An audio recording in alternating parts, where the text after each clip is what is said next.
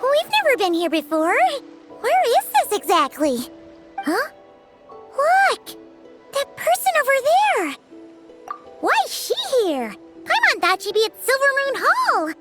Huh. Funny how life works sometimes. Let's go over and say hi!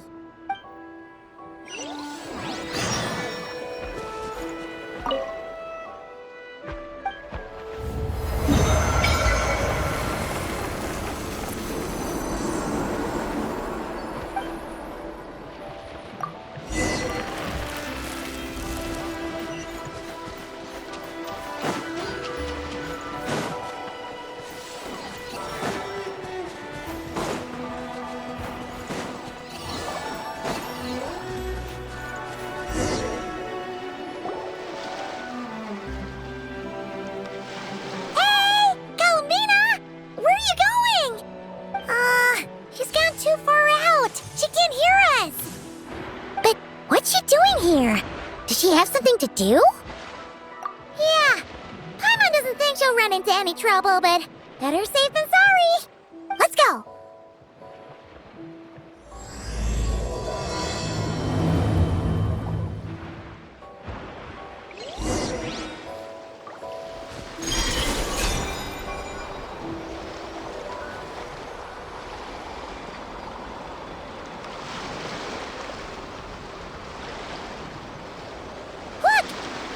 Island up ahead?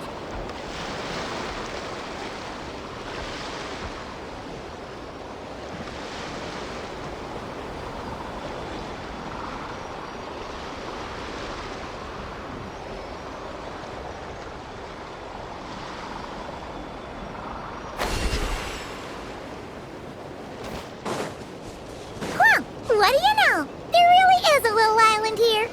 Could this have been Bina's destination? Let's have a look around. Hopefully, we'll find her soon.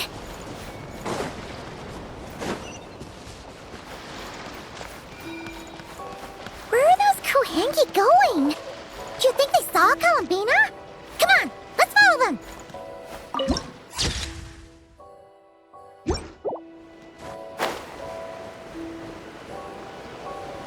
Wow, here's a pretty little lake if Paimon's ever seen one.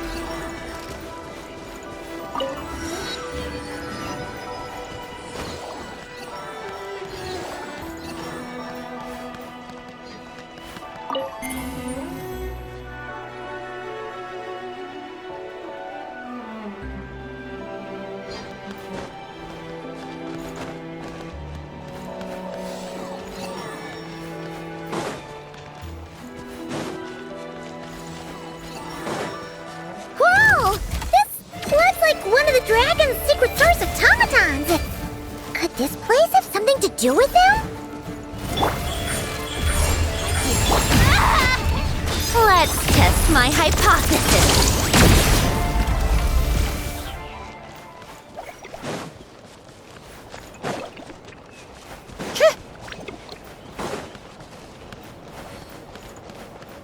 Look!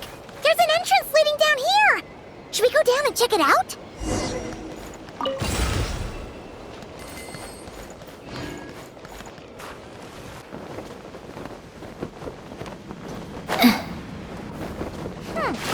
Why do these rocks look kind of floaty?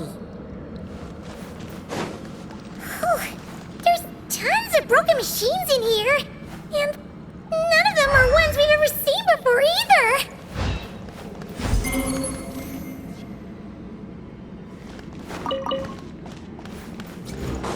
Oh, it's those floating rocks again!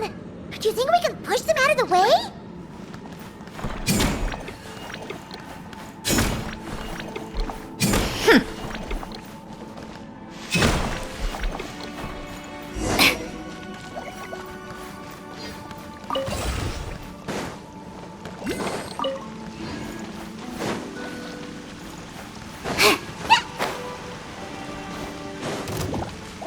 How tiresome.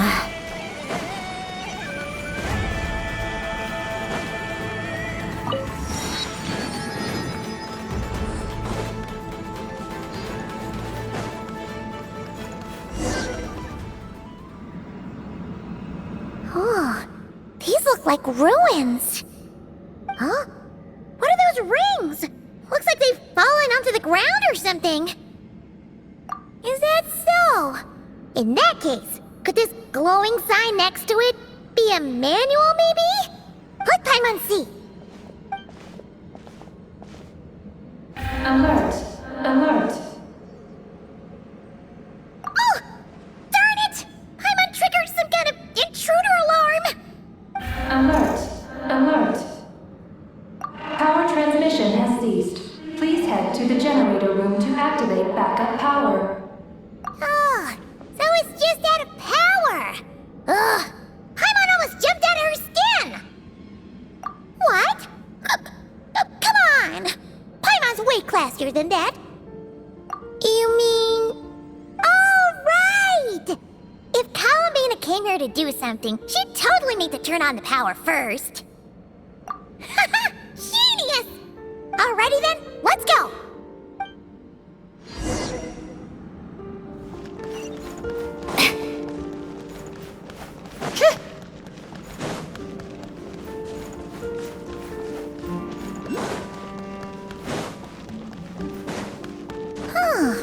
This must be the generator room.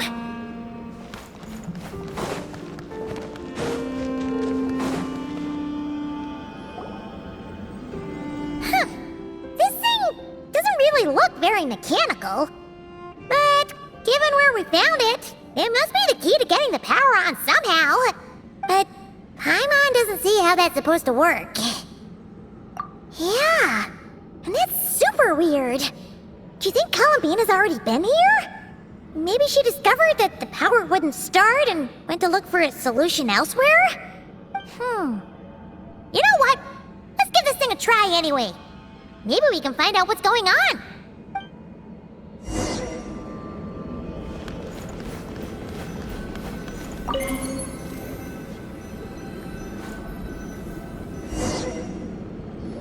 Huh? Why isn't anything happening? Paimon guessed as much. There's gotta be something else to this. Columbina must have run into this problem and then gone to look somewhere else. Huh? Columbina! Thank goodness we finally found you! Surprised to see us? We were worried you might be in trouble, so we followed you here.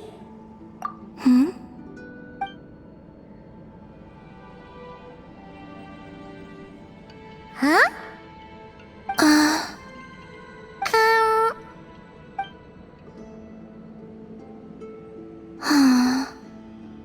What's wrong? Are you trying to use telepathy like Nicole? Just so you know, we aren't hearing anything.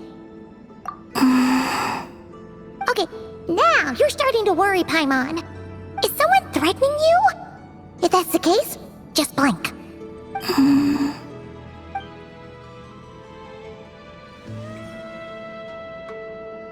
Huh? What did you do?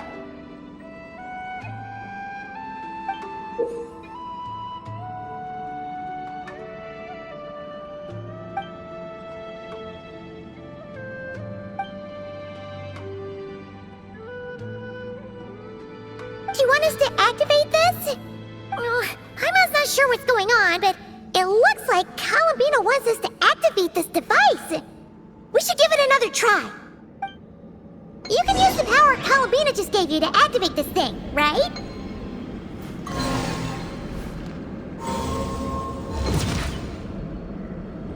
Oh!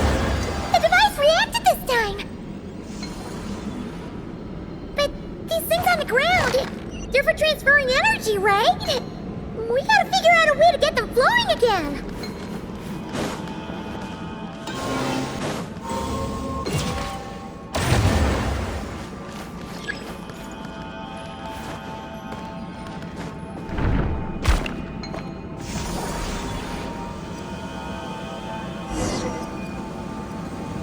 Awesome! The energy channels are clear! Bina? Wait, where are you going? We better catch up with her.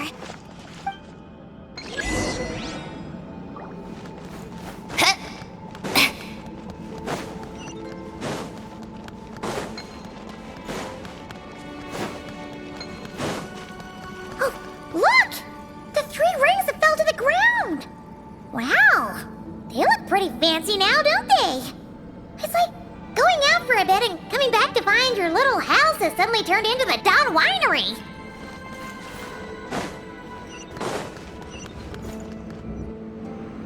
Calculating celestial orbits.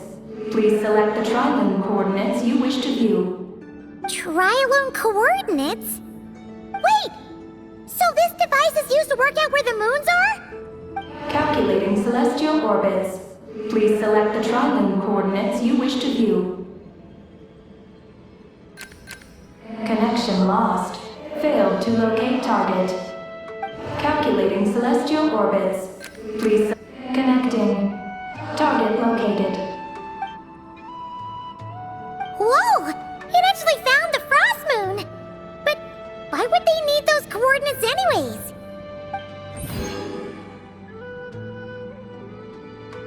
Frost moon coordinates located. Base engineering blueprints and main control hall route map have been transmitted. Oh! These look like schematics! Whatever these are showing, it looks super awesome! Do you wish to obtain the route map?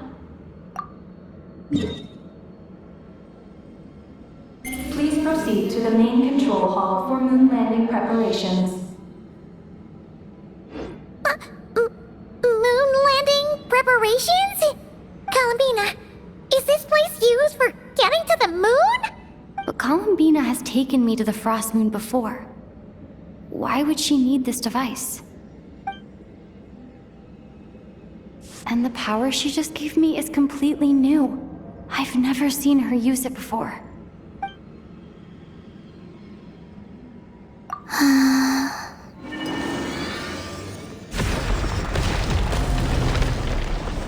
Oh, the door opened! This leads to the main control hall, right? Bina? Is that where you want us to go?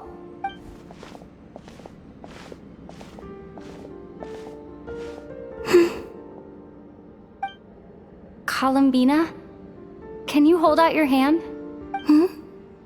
Place it in mine, just like we do in Silver Moon Hall.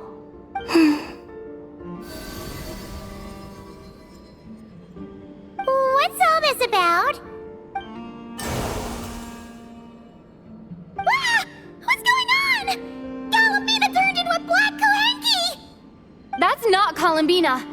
What? An imposter? Let's go after her. What's going on? Why did that black Kalenki look just like Bina? We gotta hurry up and catch it!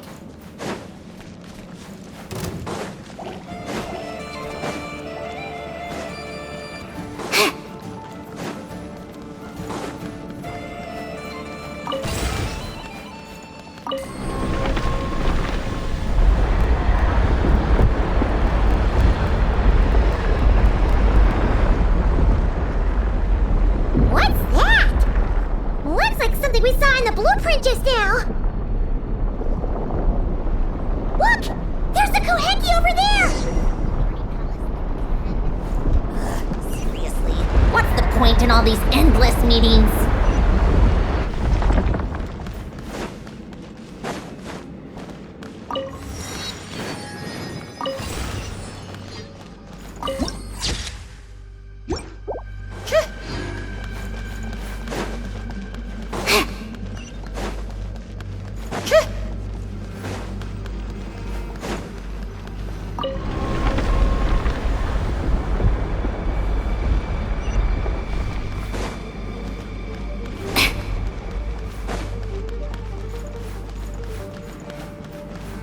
Intruder detected. Initiating alert. It thinks we're intruders! Did that black Kohenki do this? Traveler, watch out!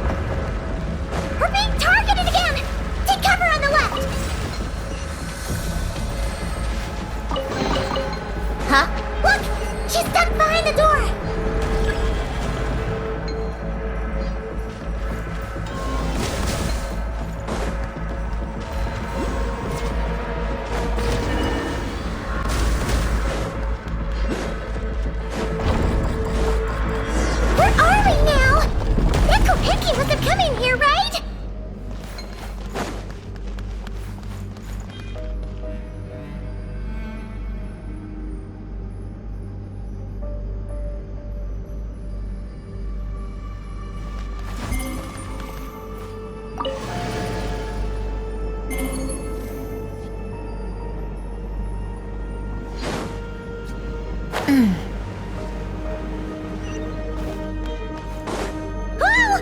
What's going on? How did you manage to jump so high?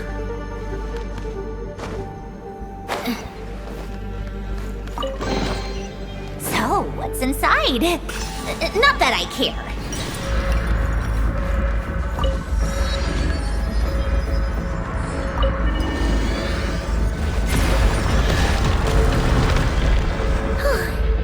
Everything's back to normal.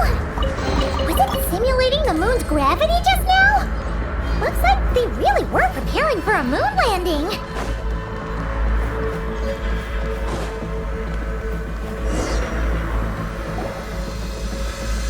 According to the route map, this should be the main control hall, right? Hey, you! The one pretending to be Bina! Come out right now! Alert. Intruder detected in main control hall. Activating defense measures. Oh! Sorry! Wrong address! We were looking for someone else.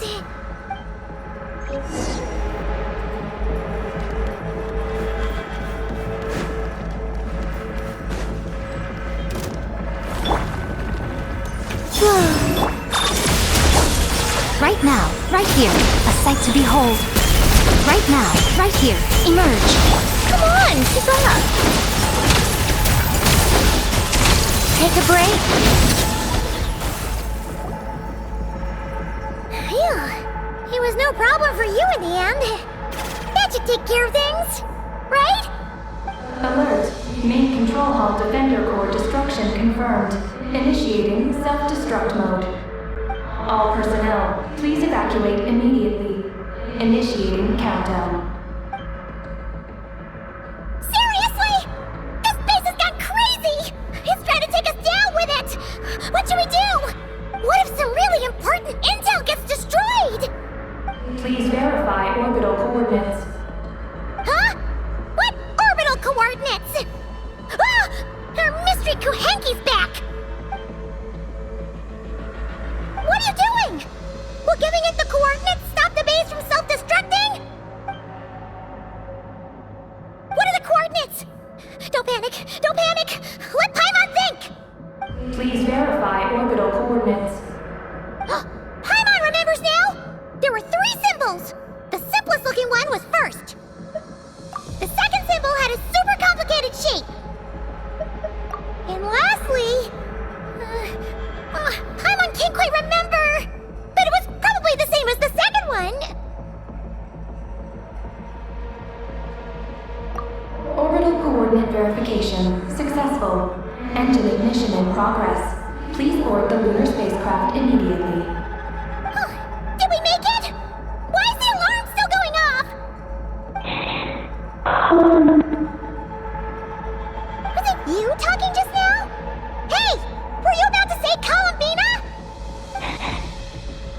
On the moon? What? Has something happened to her? Rescue? Is she asking us to go save Bina?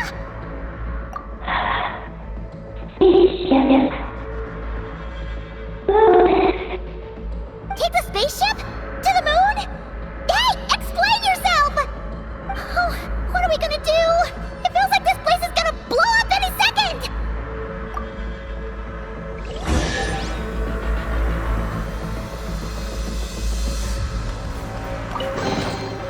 Certainly went out of your way for this. This is bad. We still don't really know what's going on. If Bina is calling for help, the spaceship is our only chance. You're right. And if this base blows up, we won't get another shot at going to the moon to rescue her. Paimon gets this, we'll just have to take a chance.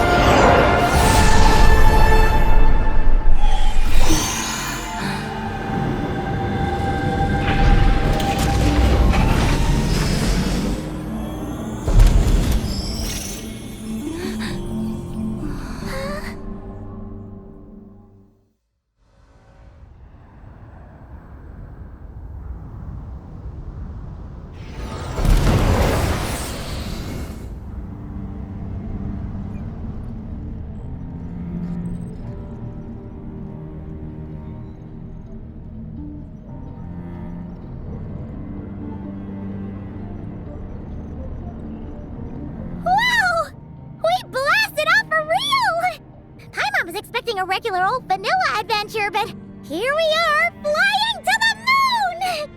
Hey, you! Tell us what's going on, will ya? What sort of trouble has Cal and Bina gotten into? Seriously? Playing dumb again? We definitely heard you speak just now, right? No, wait. You spoke through the base's systems, didn't you? Huh, that's weird. Then how about we take a look around the ship? Let's see if we can find something to help you talk.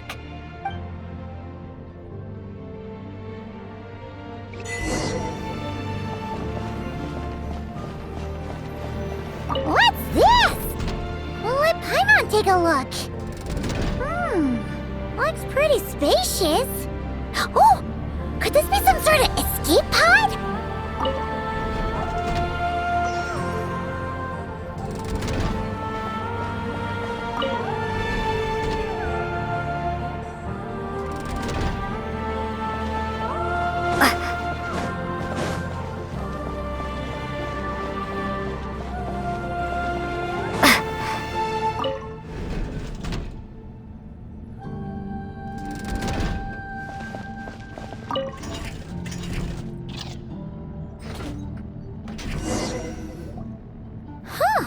Is this escape pod broken? There's something glowing inside! Huh? She's here too? Does that mean there's something useful inside? But how do we get it out?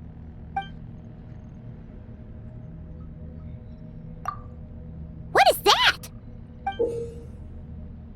It's the spaceship's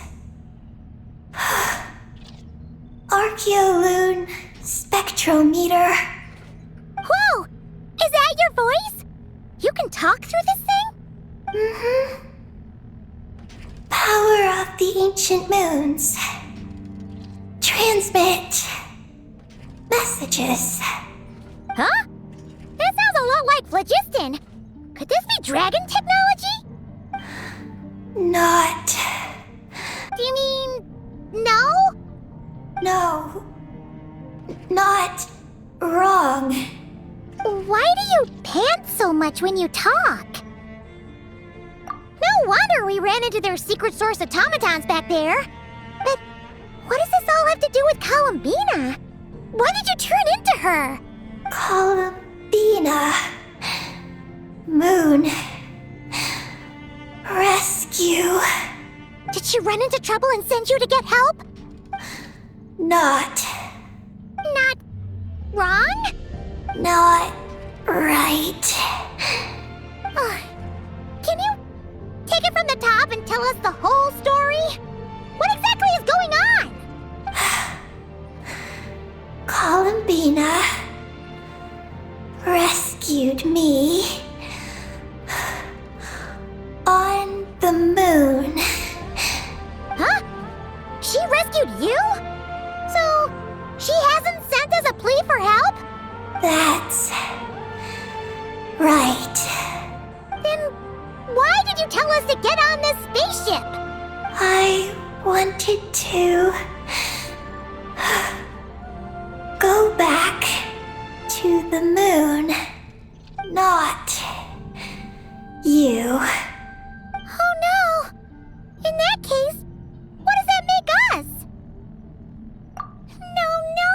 How could this happen? We're not that clueless, are we? Hey, you!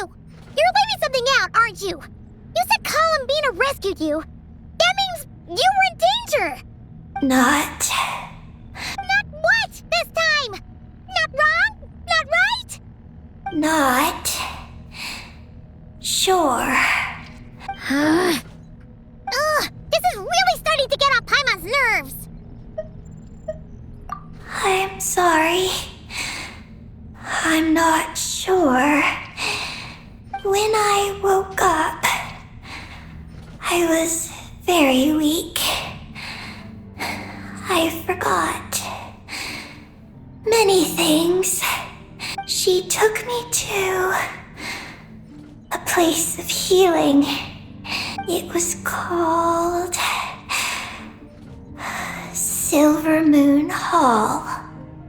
Oh, did Bina tell you to stay there and rest? Then why did you come here? I must return to the moon. There lies my mission. What mission? I forgot. How could you forget something like that? Oh, right! You keep talking about going back to the moon. So, you're not a local Kuhenki from Tibet? Yes. I belong on the moon. Is Bina there right now? Yes. If she hasn't left. Well, that explains it. Paimon's got it all figured out now. Bina wasn't in trouble. She just picked this Kuhenki up while strolling around the moon and sent her to Silver Moon Hall. But our girl's got a little problem. She either doesn't talk at all, or has to pant her way to the finish line. And now the two of us have gone whoosh and flown right out of Tibet, like a couple of silly animal slimes hit by an arrow. You tricked us! And that makes you a bad egg in Paimon's books. From now on, she's gonna call you, Aggie! Oh, Good Hunter, Wanmin Restaurant, Shimurith. Will we ever meet again? I'm sorry. Hey, are those tears? Oh, maybe Paimon was a little too mean. Please don't cry. Psst, Aggie. Paimon isn't really this upset. She's just pretending so that the traveler might buy her more snacks later on. If you play along, we can split the snacks 20-80. All right? Snacks? Anyway, Aggie, you're the one who made us think Bina was in danger. There's no way we could have sat back and done nothing knowing a friend was in trouble. So, you have to take full responsibility for the situation we're in right now. I can help. Then it's settled. Let's make this a surprise visit for Bina. Who knows? Maybe she'll be really happy to have friends come and play with her. Well, Paimon suddenly realized that we'll soon be famous as the first adventurers to set foot on the moon. One small step for us, one big step for Tibet, right? And don't you start saying you've already been. Bina helped you cheat, so that doesn't count. This vessel is about to enter lunar orbit. Please select a landing site. Oh, are we almost there? Let's go check it out!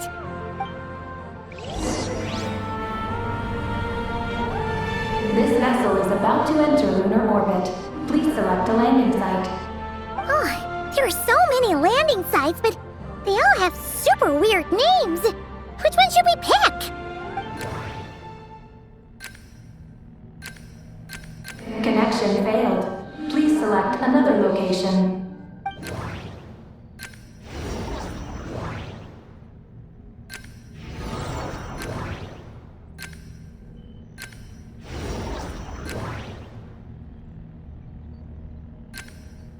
Connection failed. Please select another location.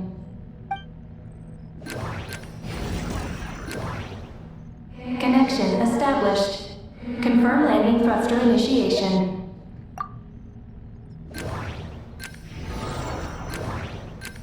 Connection failed. Please select another location.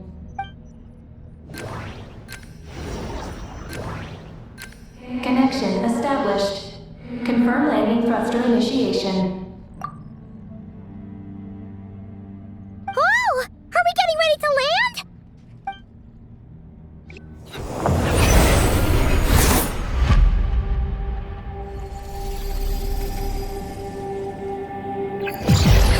What's going on?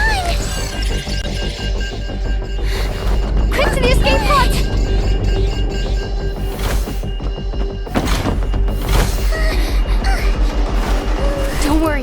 be fine.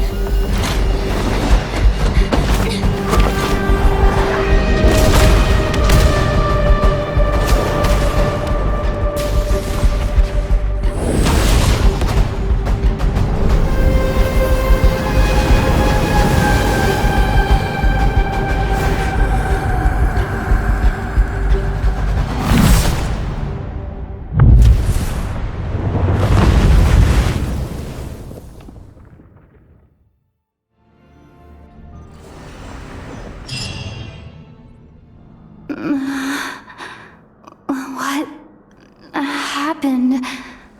Right. There was an accident on board the spaceship. We got into the escape pods. Did we make moonfall successfully? It seems like I'm still in my escape pod. I need to make sure Paimon's alright.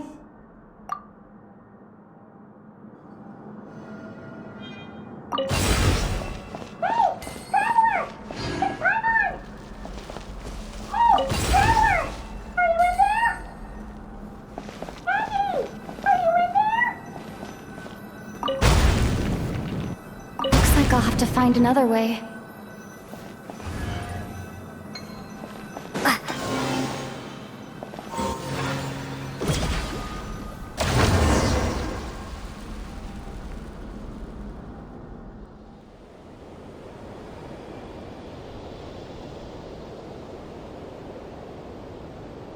Oh, Paimon just knew you'd be okay.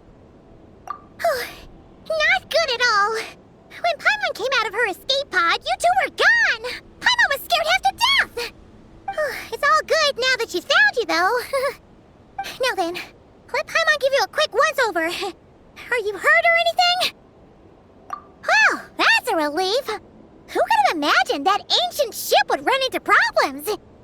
Wait, no, we totally should have seen this coming. It was buried underground for who knows how many years, after all. It's a miracle that bucket of bolts could even fly. Whatever. The ride was kind of awful, but we still made moonfall in the end. Paimon blames Aggie for distracting us. We totally neglected to give the spaceship a good looking over. Speaking of Aggie, where is she? Paimon remembers she got into an escape pod too. Yeah, Paimon hopes she's okay.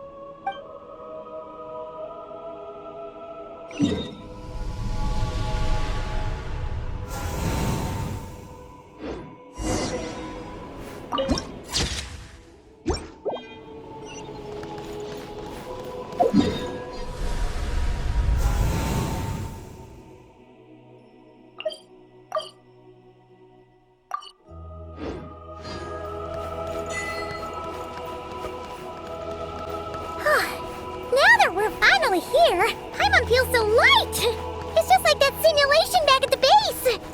Speaking of which, Paimon figured it'd be super lonely on the moon, but seeing those buildings up ahead, it doesn't seem that way anymore. They've gotta be the dragon's doing too, right? After all, they built a whole moon base. It's so amazing!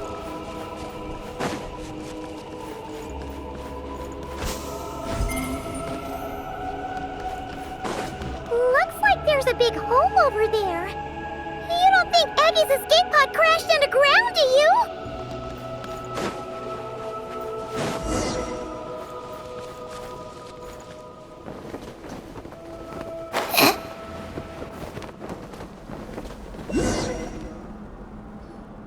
Look!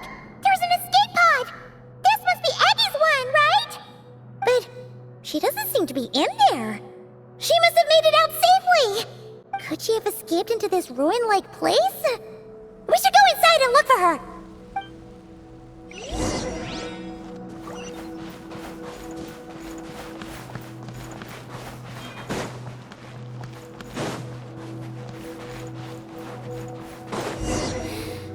Help! Help me! Listen! Is that Aggie calling out? Her voice seems to be coming from behind that door!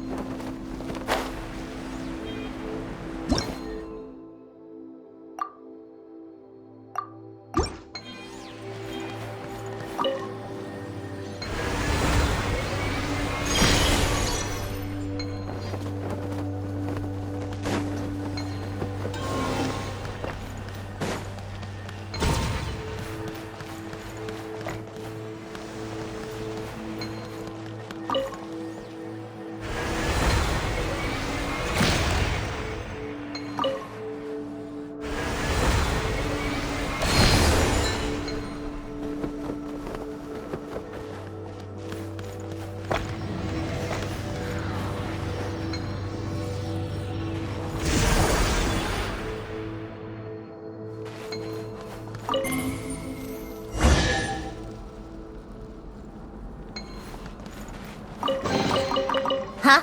All that work for this.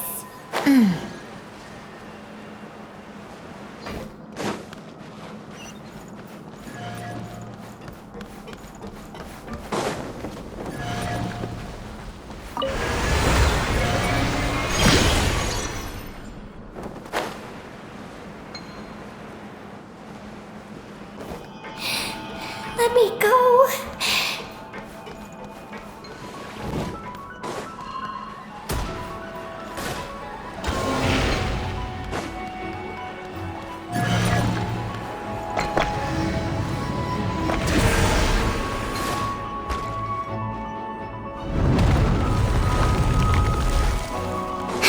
Let me down.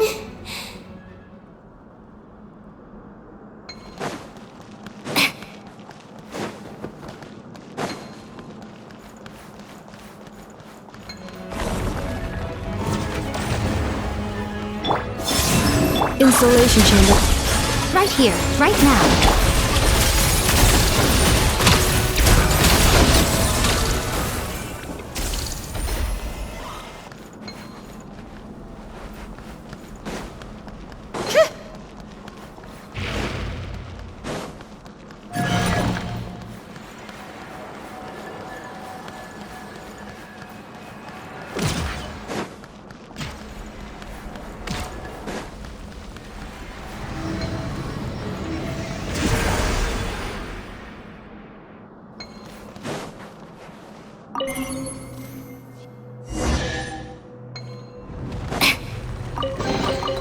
So, what's inside? Not that I care.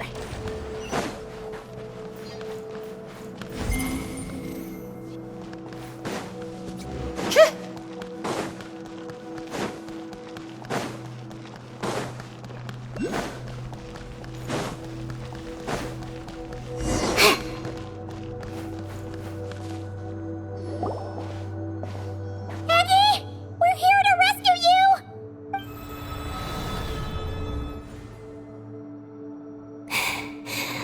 Let me go. Hey! Eddie! Wake up! It's us! You let go of me. Snap out of it! We're here to rescue you! You're safe now! Oh. Oh. I'm sorry. It's you. How did you get captured by those things? Do you know what this place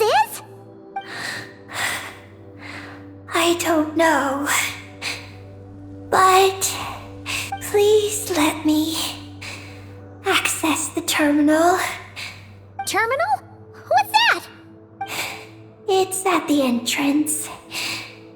It has information. Oh, is that the thingamajig we saw on our way in? Let's go find.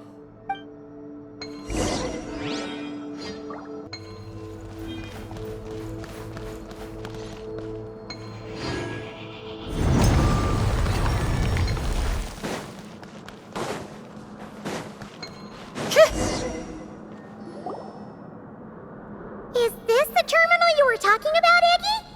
Yes.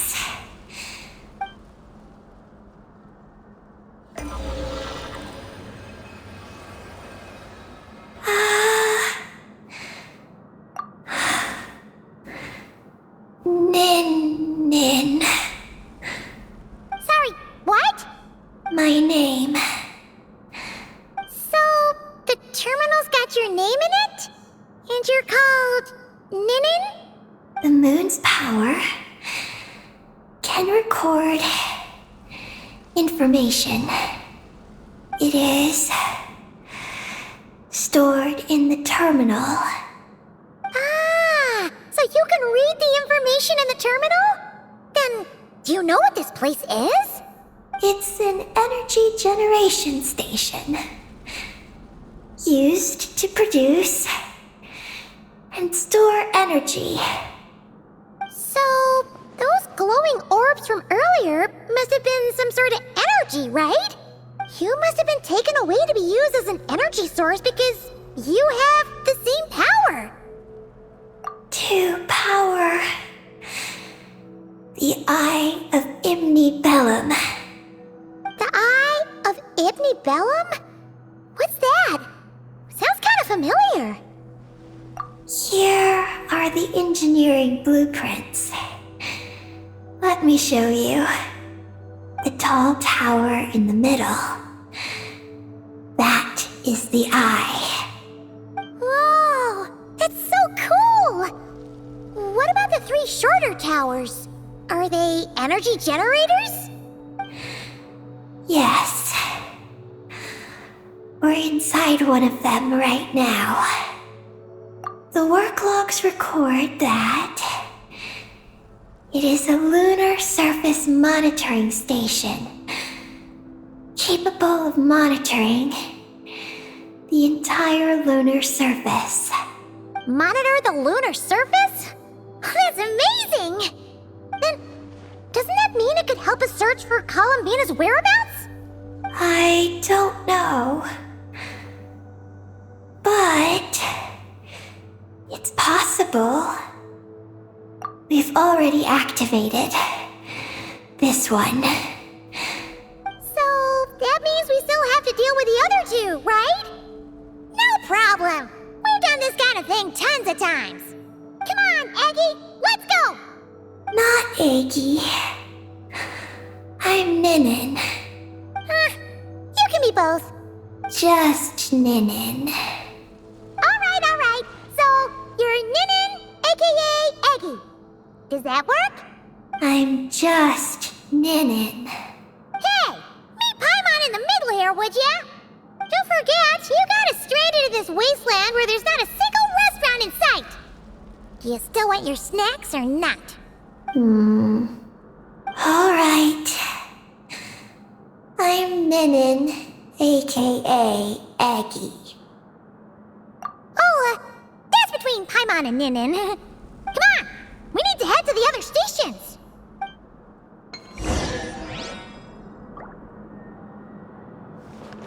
Huh? Certainly went out of your way for this, didn't you? It's all yours.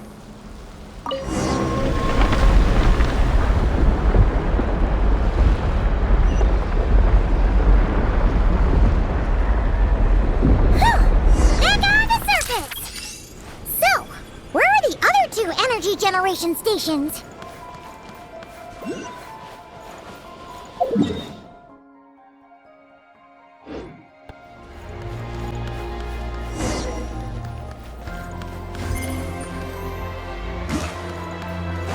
Look!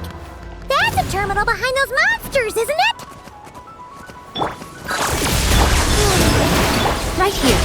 Surge, right here.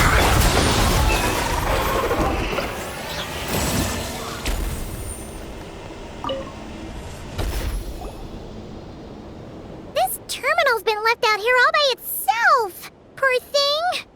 Is it the energy generation station's terminal? Why don't you give it a try, Eggy?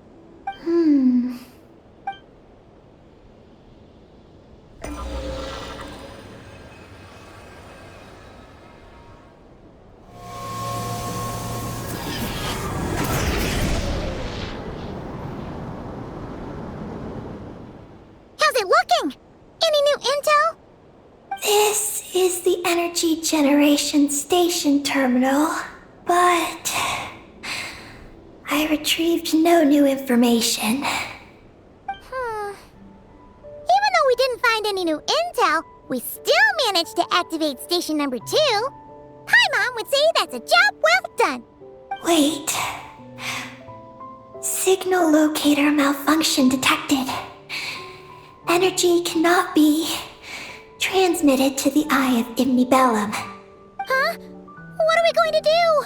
The signal locator is at the top of the tower. It requires manual adjustment. Then let's figure out a way to get up there and check it out.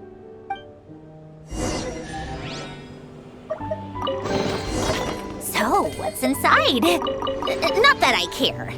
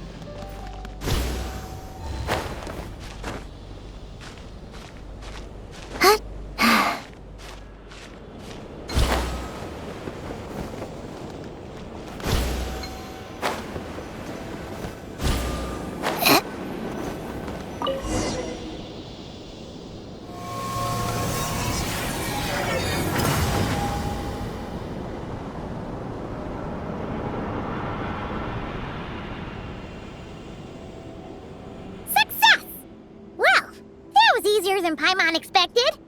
But we still need to activate the 3rd station, right? Look. It's already active. Whoa! You're right! It still works! After all this time? Dragon Tech sure is reliable. Someone else? You mean... Columbina? After all, who else could it be?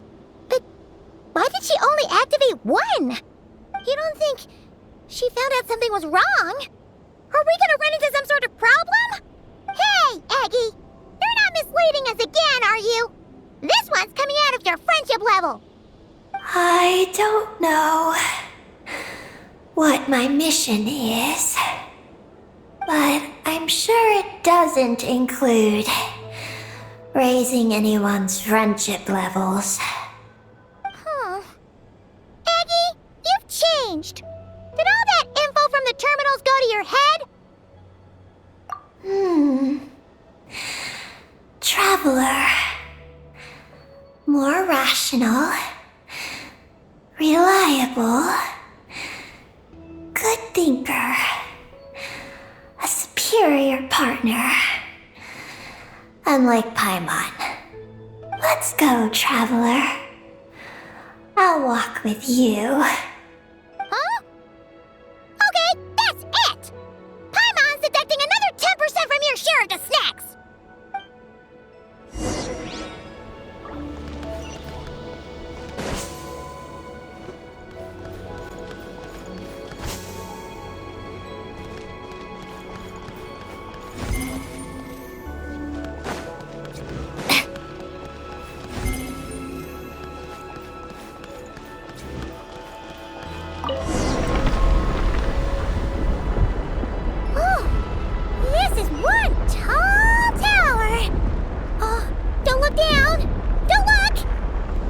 you afraid of?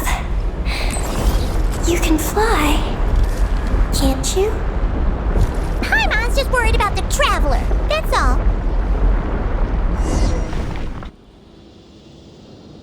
So, this is the Eye of Ibni Bellum? It definitely feels like a special place. Oh, the terminal's over there! I think I'll get some useful information.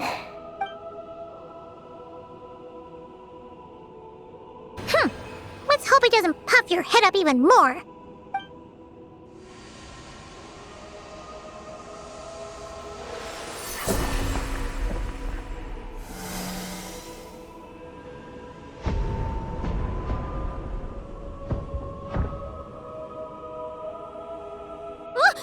What just happened?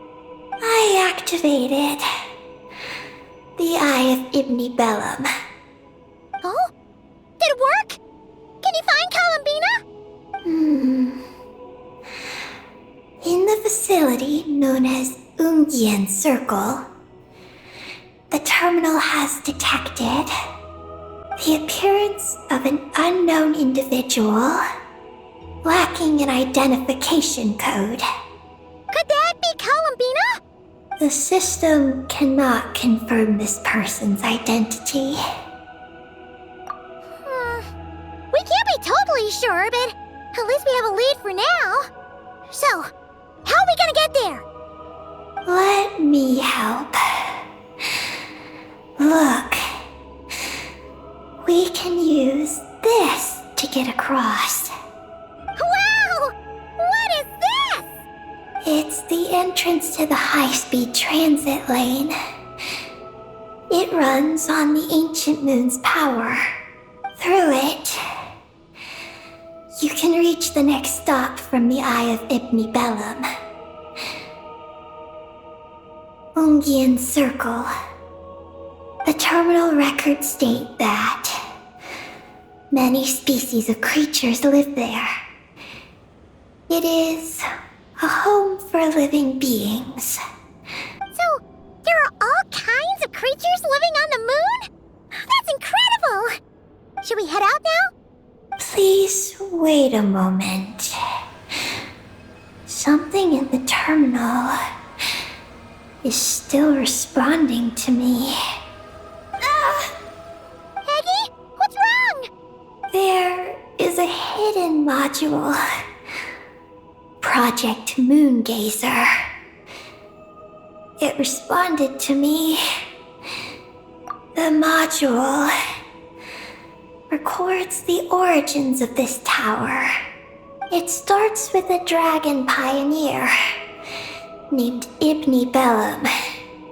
The lunar vessel we traveled in was his creation.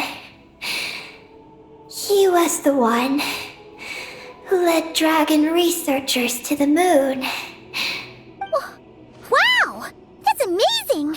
So, this place must have been built to commemorate him, right? Not exactly. The terminal recorded this instead. After the pioneer landed, he began to explore the moon and circumlunar zone.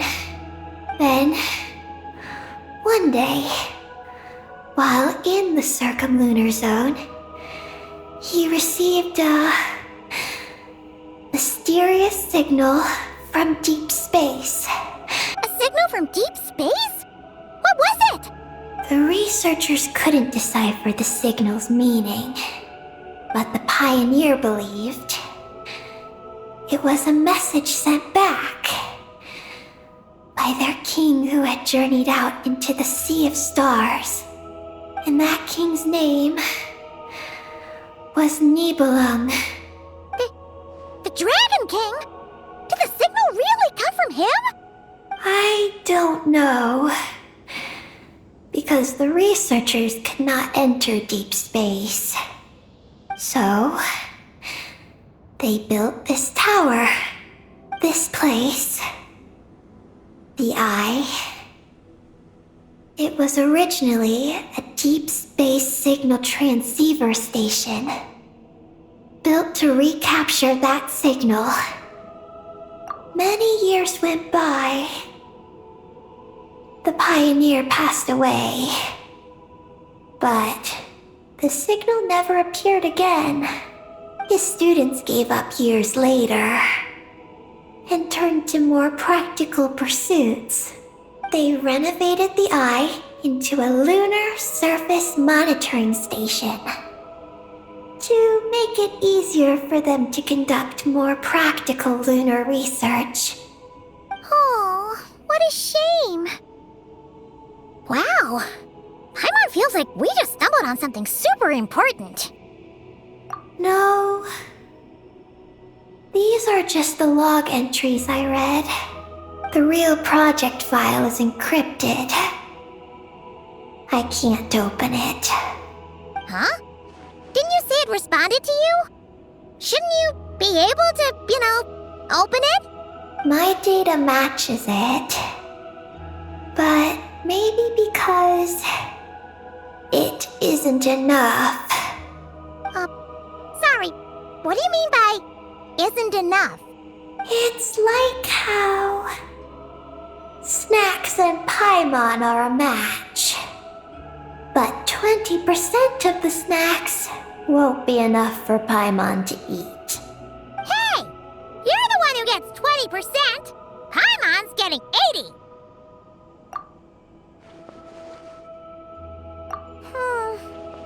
Yeah, Paimon feels like that's exactly it! Come to think of it, could this Project Moongazer be connected to Eggy's mission? It responded to Eggy's message. In fact, it feels almost like it was waiting for her to show up.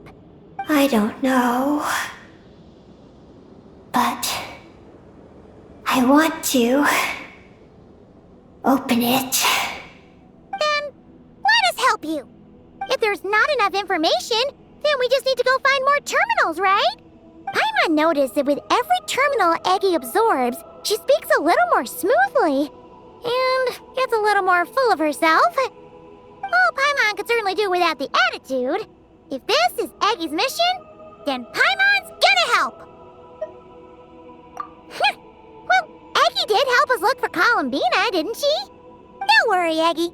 Since there's a terminal here, there's gotta be more up ahead. Come with us, and we'll make sure you get plenty to eat. Thank you, Paimon. I'll try my best not to puff up. So, should we head to the next stop now? Yay! Second stop on our super awesome lunar adventure, the Ungi Ungi Circle. Let's go! It's Ungian Circle. Ungi Ungi Circle! Ungi Ungi Circle!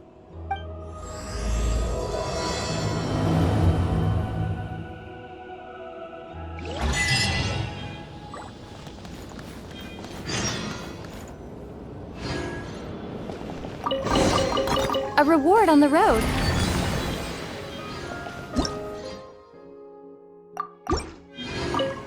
Whoa! High-speed transit lane! Here we go! It's so fast!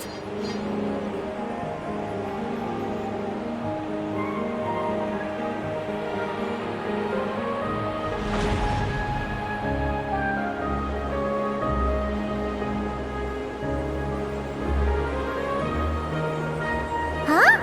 What's that huge thing in the distance? It looks like a giant Kuhenki. You think it's some sort of mega Kuhenki? Eggy? Do you know what that is? Perhaps it's some variant species created by Ungian Circle. The Ungi Ungi Circle can do that? Yes, what? Do you guys see that? Is that an antenna sticking up over there? It's so tall! It reaches all the way past the sky! Looks like it all starts from that crater thing over there. That's Ungian Circle. The home of life. Looks mighty empty for a home of life. That is because Paimon's eyes have been deceived. You'll see. Once we're inside,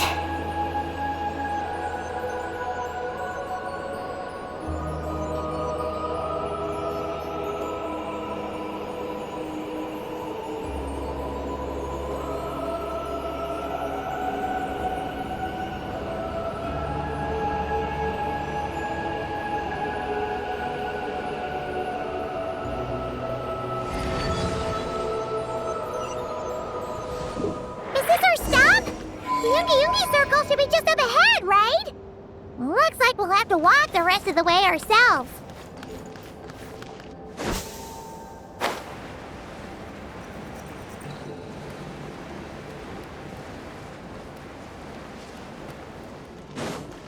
Whoa, Eggy! There's someone here who looks just like you! Except she's wearing a hat.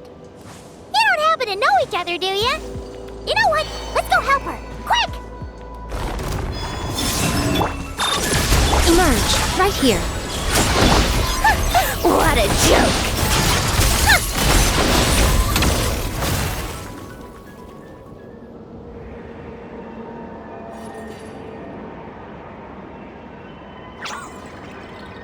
Huh, it looks like they're talking to each other. You're back, Eggy! So, how did it go? What did you guys talk about?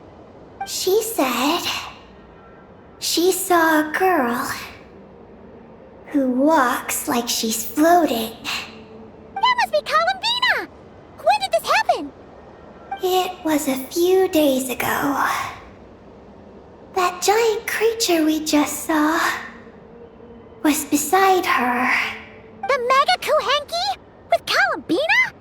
That means she must still be here! She hasn't left yet! Come on, let's hurry inside and take a look! Let's follow the giant life form first. It will lead us into Ungyen's circle.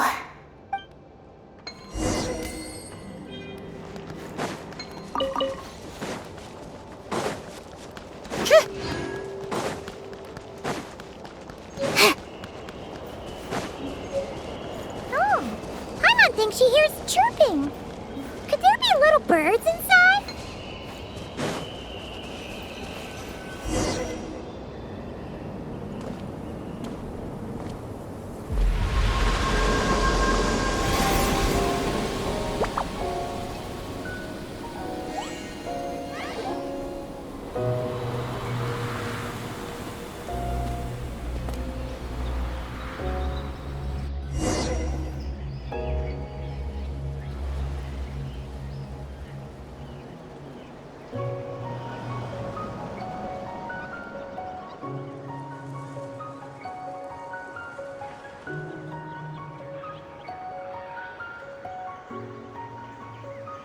Whoa!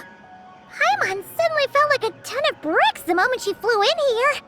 But this place sure is pretty. There's even other Kuhenki like Eggy here. It's teeming with way more life than Paimon thought. Yes. Ungyen's circle is the realm of life. But why couldn't we see them from the outside? You mean someone built this place? Was it that Ungi guy? We should follow them. Oh! Eggy's buddies are leading the way! Quick, after them!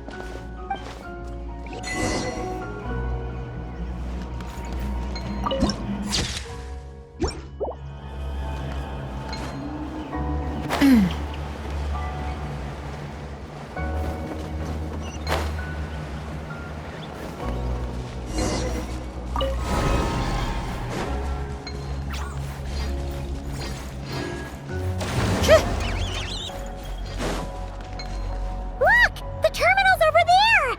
But what are all those things surrounding it? Looks like they've sealed out the terminal. Let's try clearing them out!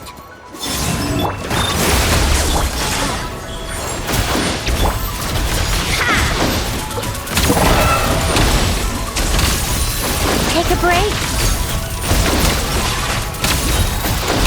A spot of tea time entertainment. How tiresome.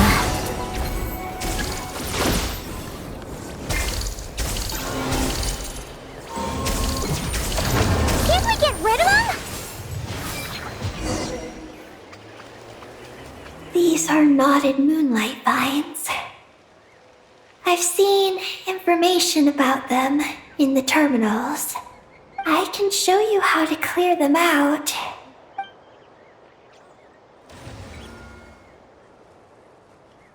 Huh? What did you do, Eggy?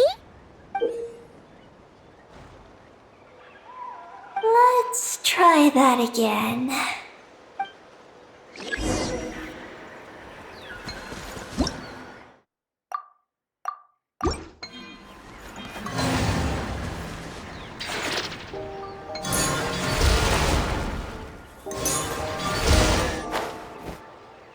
Success! The terminal should be working now! Come try it out, Eggy!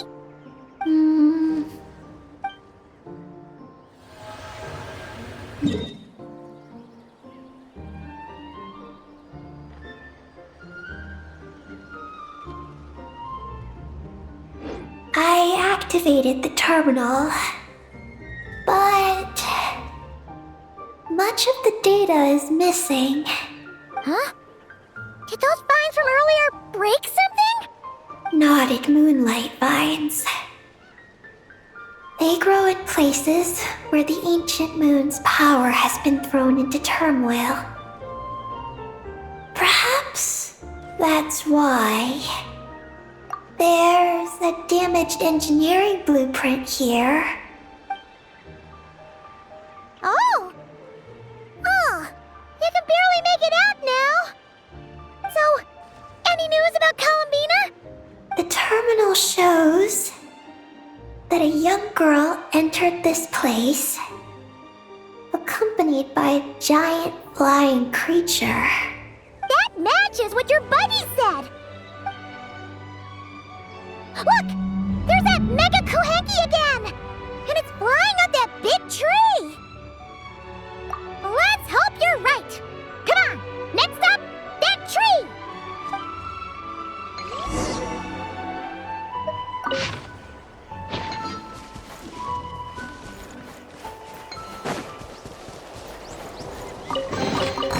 Certainly went out of your way for this, didn't you? It's all yours.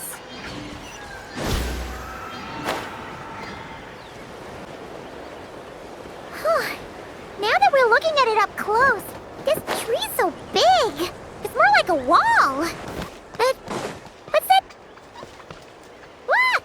There's a door over there!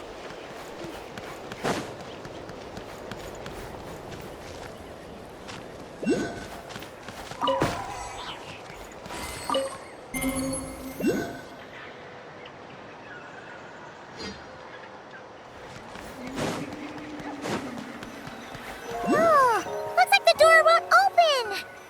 But there's a crack. Let's see what's inside.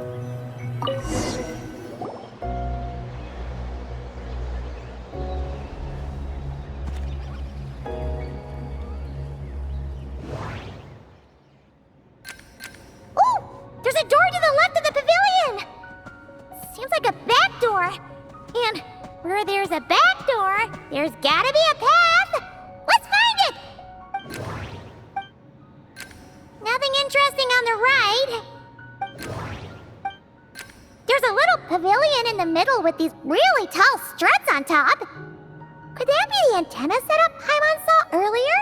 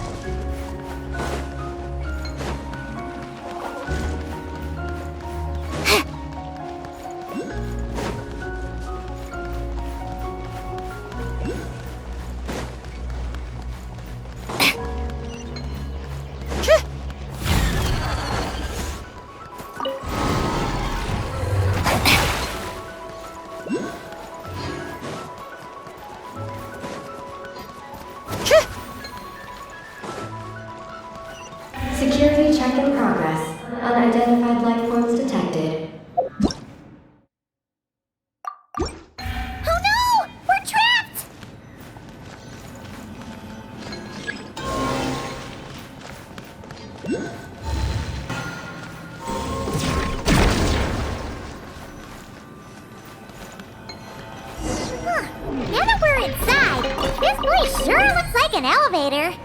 It should be able to take us to the top, right? The Mega Kuhenki flew up there earlier. That means we might find Bina there.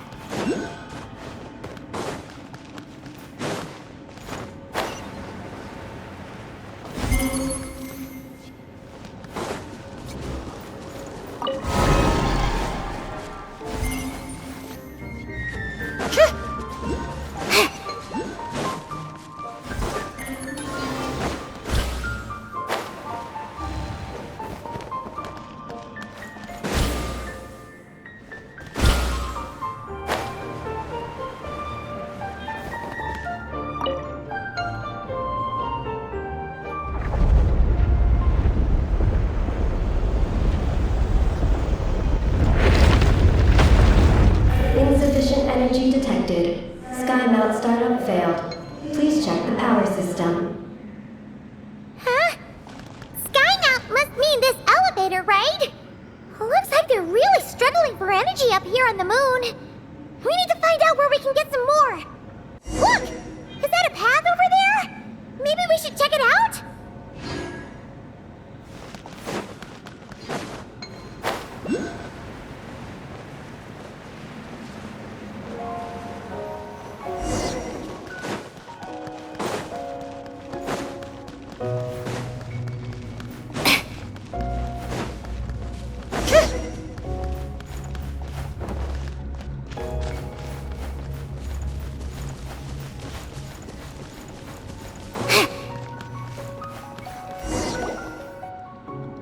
Well, what do you know?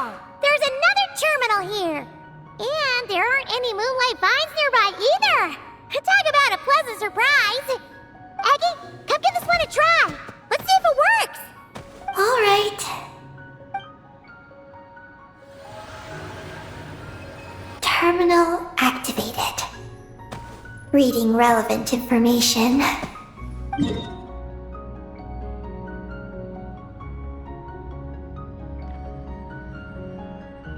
Paimon has a feeling we're gonna find some unexpected intel this time. Found it. A complete engineering blueprint. Wow!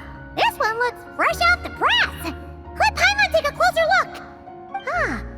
That stub on the left looks just like the Ungi ring from the outside, but what are those two things on the right?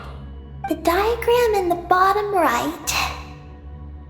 That's the power hub for the entire facility. It's located underground. Great! Looks like that's our destination. So, what's this one in the top right? It's the destination of the sky mount we just rode. The Space Life Form Capture Station.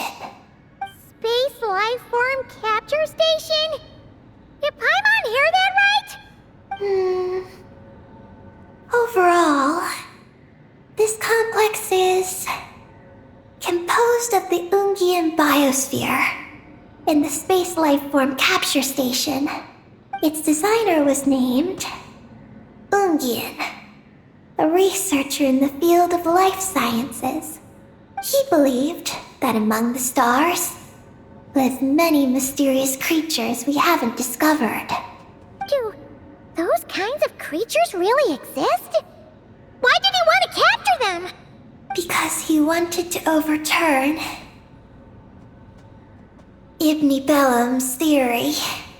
He believed that the deep space signal received by the dragons was not a message their king had sent back, but rather, it came from some mysterious creature from beyond the stars.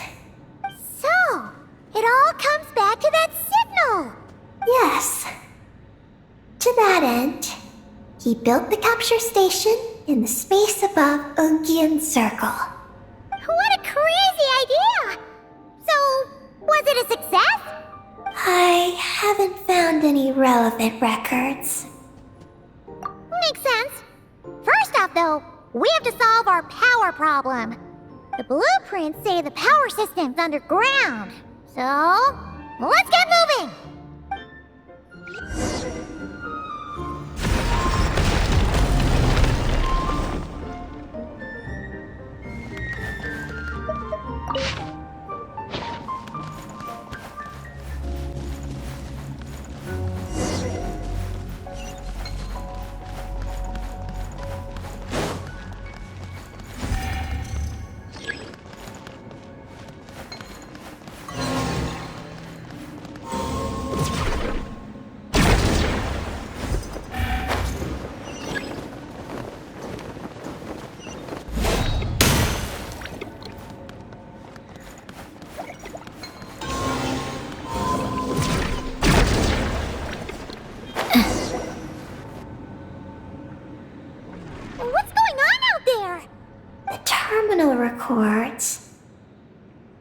sea of highly concentrated ancient moon energy beneath Ungian's circle. It provides power to the entire facility, but the leakage of this highly concentrated energy can cause storms that will harm living beings. But don't worry. This seclusion field can temporarily hold the storms back, so long as we don't exit the generator's range.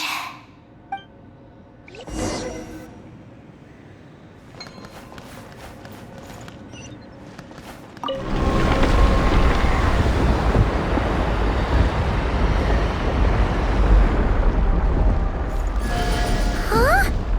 Is that an underground forest over there? Whew. Now Paimon's seen everything. Are we still going down? How deep does this go? Well, the deeper the roots go, the taller the tree grows. That's gotta mean that the capture station was built super duper high up. Paimon's getting real curious. Did the dragons manage to capture any mysterious space creatures?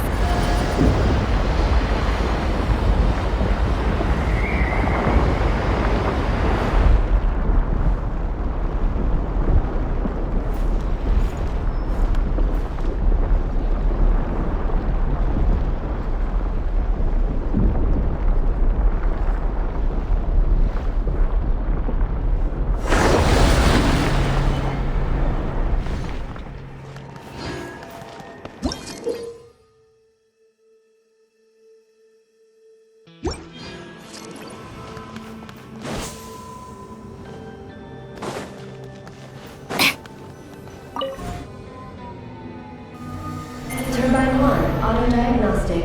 Operation normal. Turbine 2, auto-diagnostic. 2, malfunctions detected. Turbine 3, auto-diagnostic. 1, malfunction detected. Turbine 4, auto-diagnostic. 4, malfunctions detected. Archaean storm occlusion field activated. Please proceed to the malfunction points for maintenance.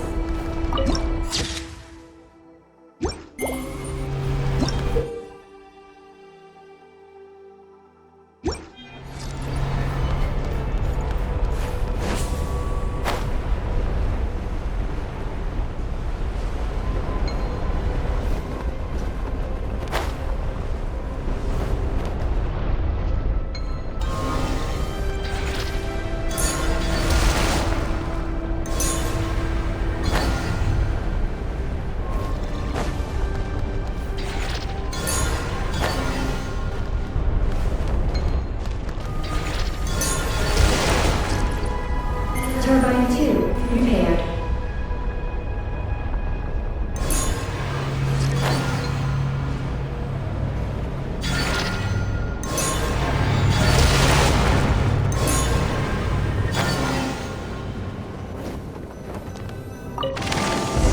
Turbine 3, repaired. The storm's raging out there! We've gotta get close to the next seclusion field before we jump!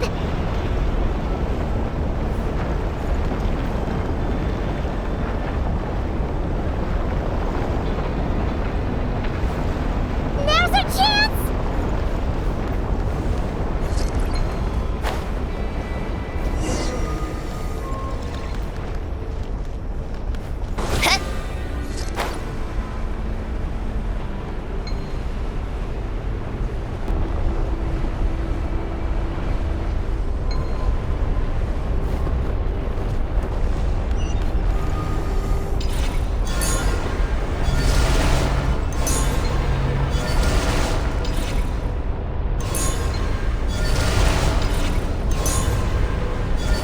Is that all of them? Why has nothing changed? There's a terminal over there. We can use it to reboot the power system. Oh, that's a terminal, all right. We'll leave this to you, Eggy. Turbine 4, repaired. Ah! Monsters! Look sharp! We gotta protect Eggy while she reads the terminal!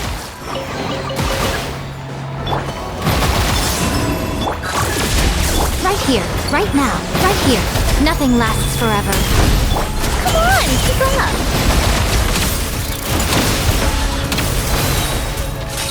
Let's test my hypothesis. A new moon rises. Preparing for dust-up. Emerge, right now, emerge. Take a break.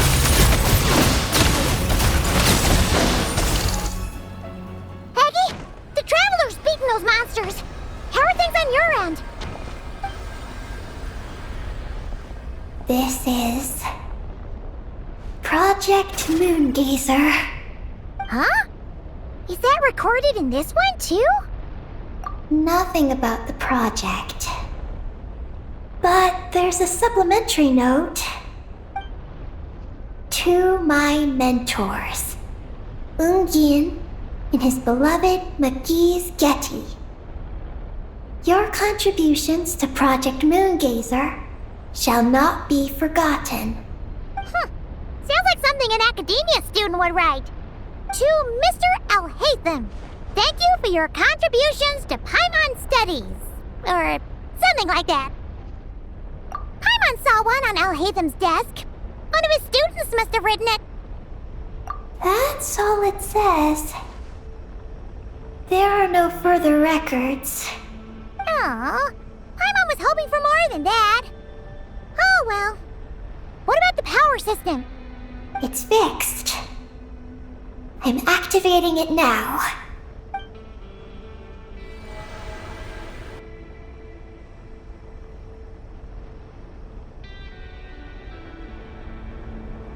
Oh, it worked! Uh-oh. Those big wheels are spinning so fast, they might suck us in! We gotta skedaddle! Now!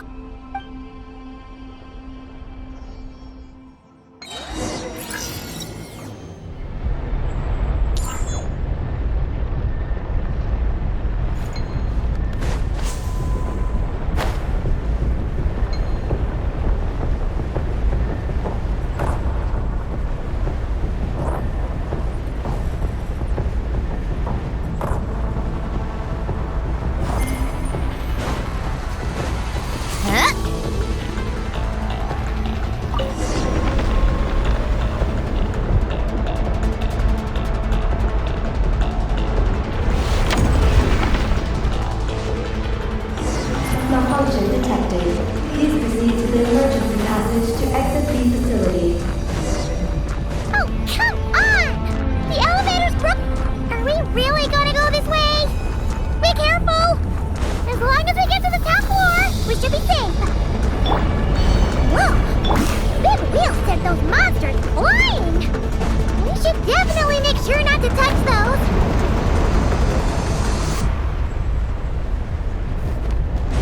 Oh no! The wheels are speeding up again! Whoa! Eyes up! Look out! Oh, talk about a lucky break! This makes getting up top so much easier!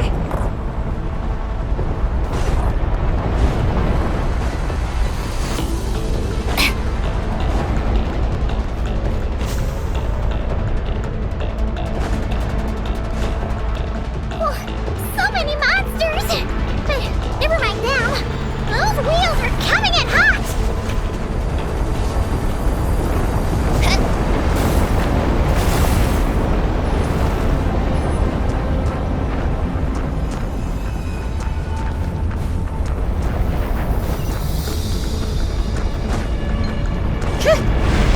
Not again!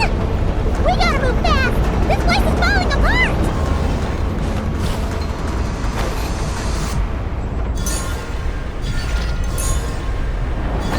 Power turbines have reached maximum speed.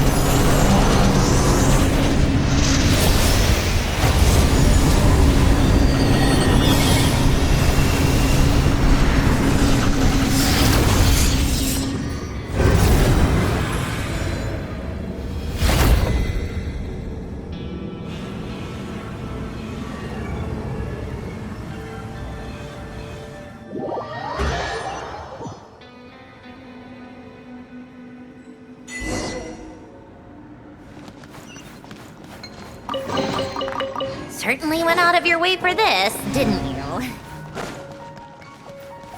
We should be able to start the elevator now, right?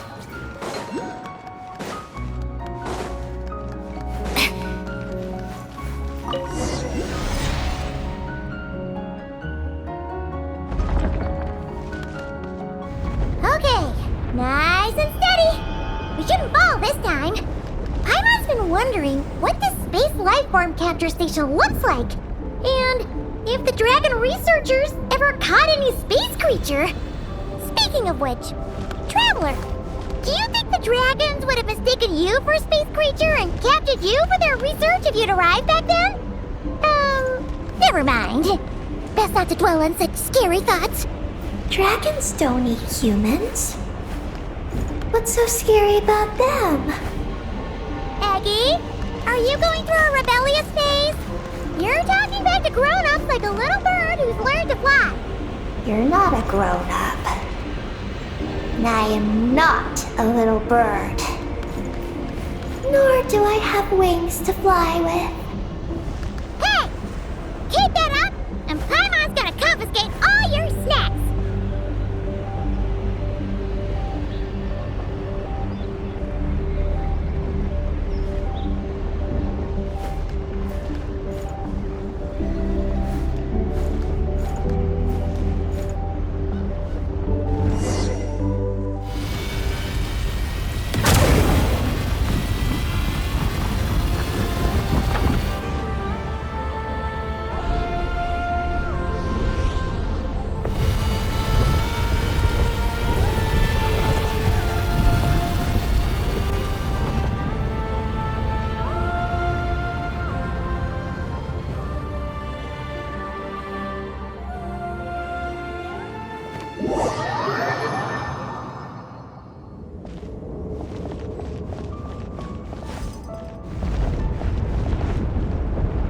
Look! Over there! It's Teyvat! This is Paimon's first time seeing it from afar! It's beautiful! Are we about to enter outer space? So, the space lifeform capture station really is in space! Wow! Good going, Ungi Ungi!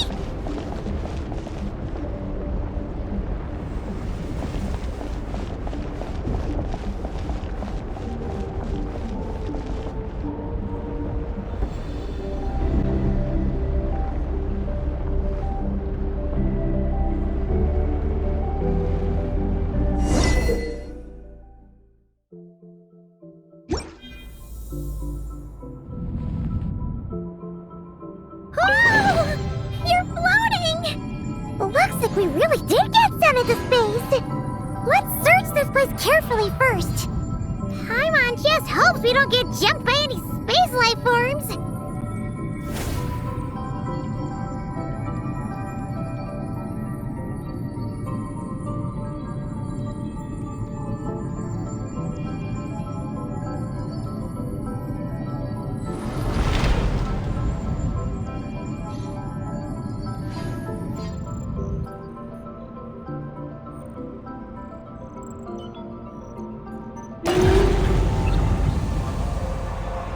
Maggie, how's everything going?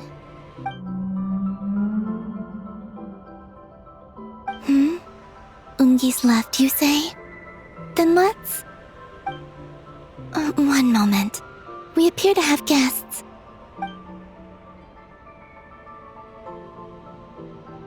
Traveler, Paimon, how did you... Bina! Oh, it's really you this time!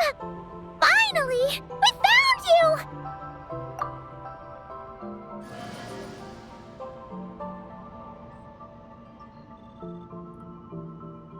Of course not. I'm glad to see you. I'd go so far as to call this a pleasant surprise. What did Paimon say? Still, how did you get to the moon?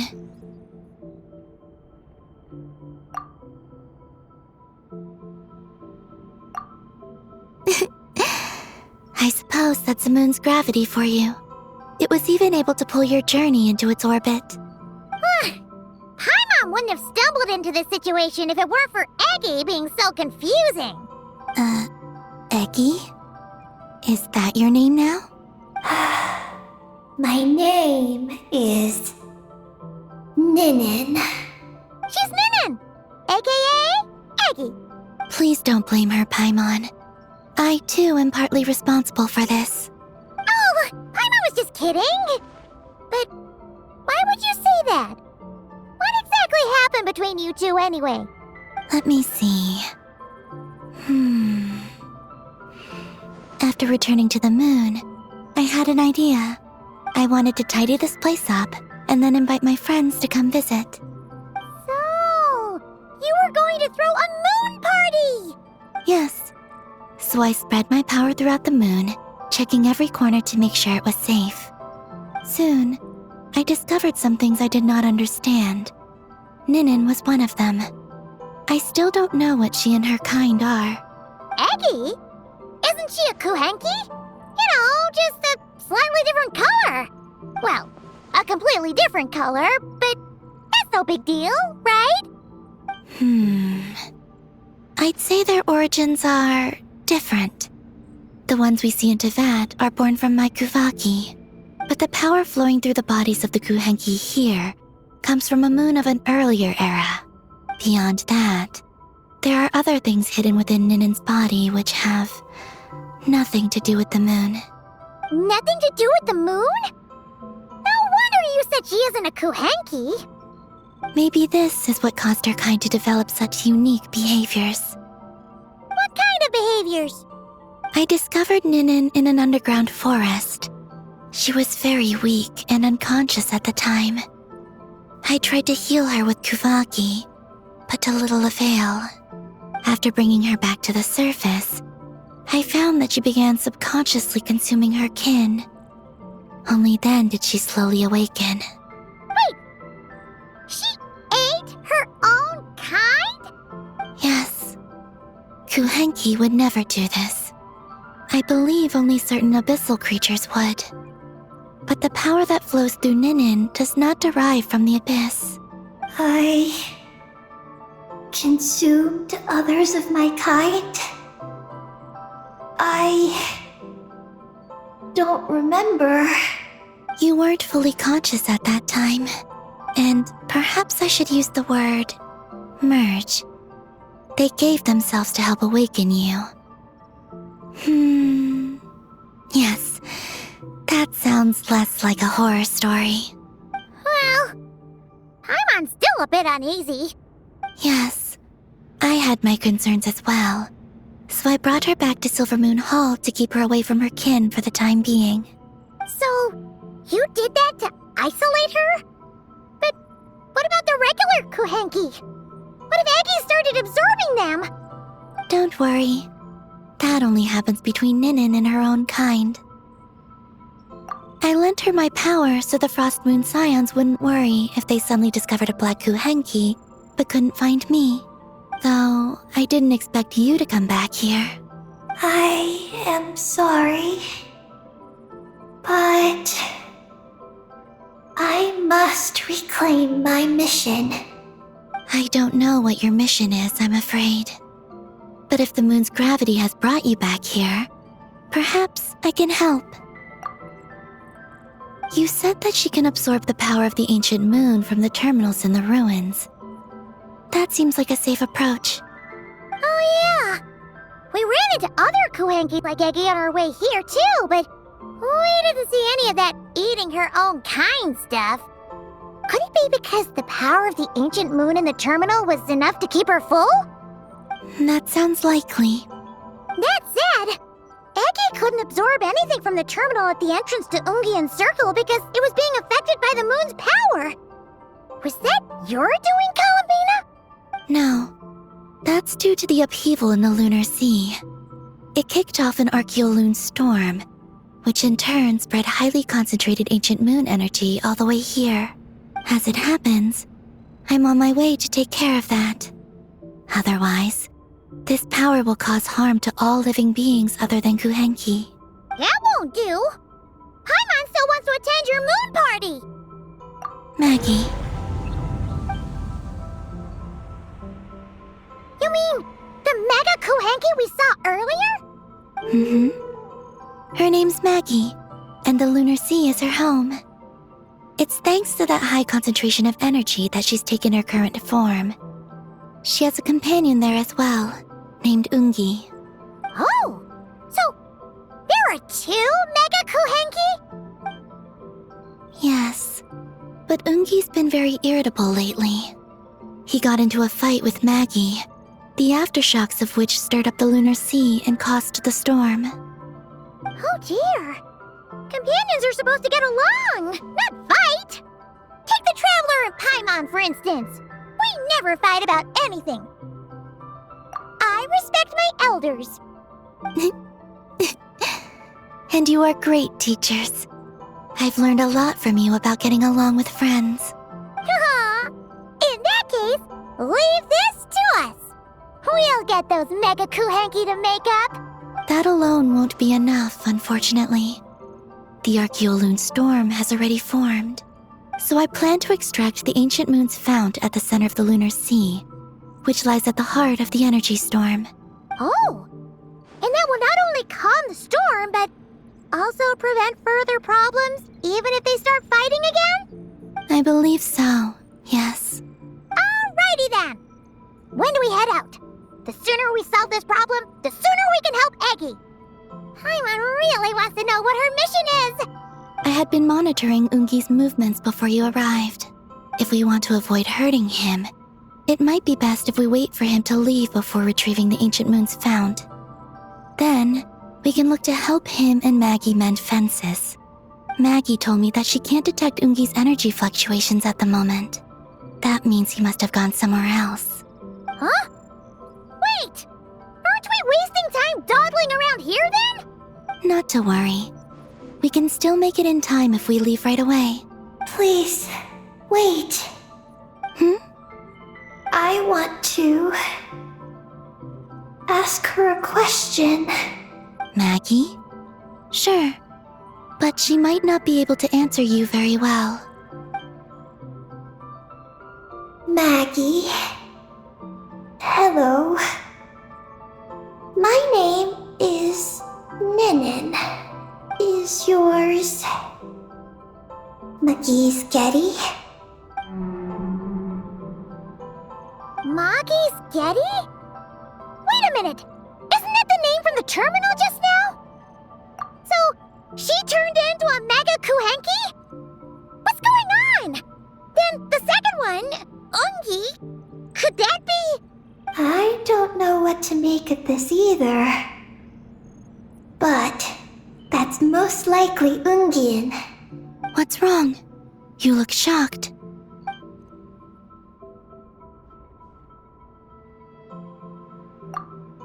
Two dragon researchers and Project Moongazer? It seems my home has secrets that even I know nothing about. Come with me for now. Once we resolve the issue of the Archeoloon storm, we might be able to speak to Ungi. Okay, let's go!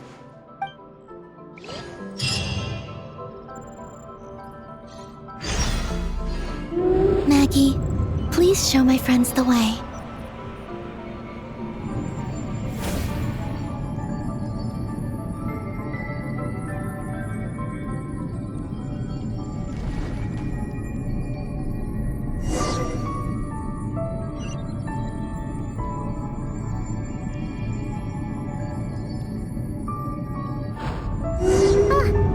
Are we gonna fly straight down?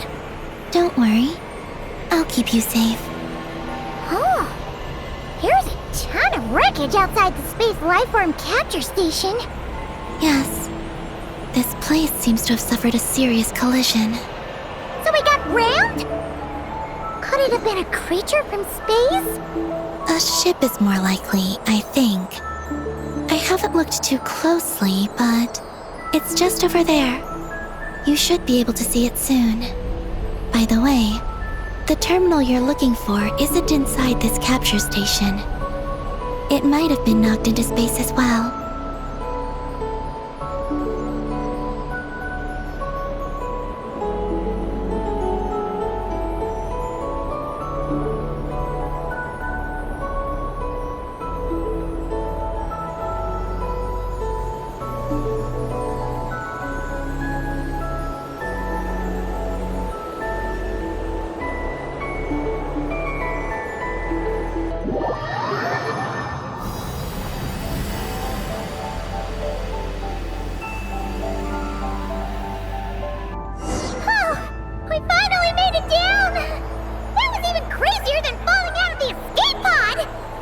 Stay close to me.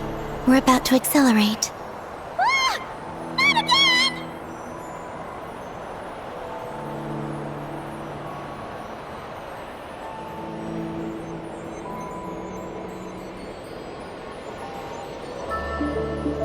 The Archeoloon storm is closing in. We'll need to pass through it quickly. Okay!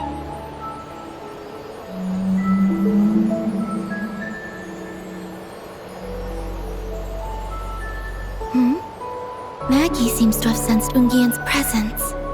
What? He's back so soon? We'll need to be more careful from this point on.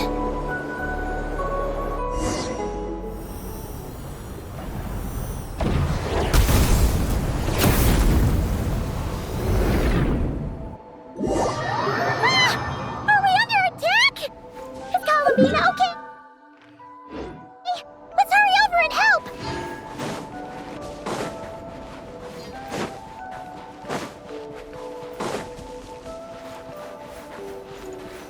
Maggie's been shut down!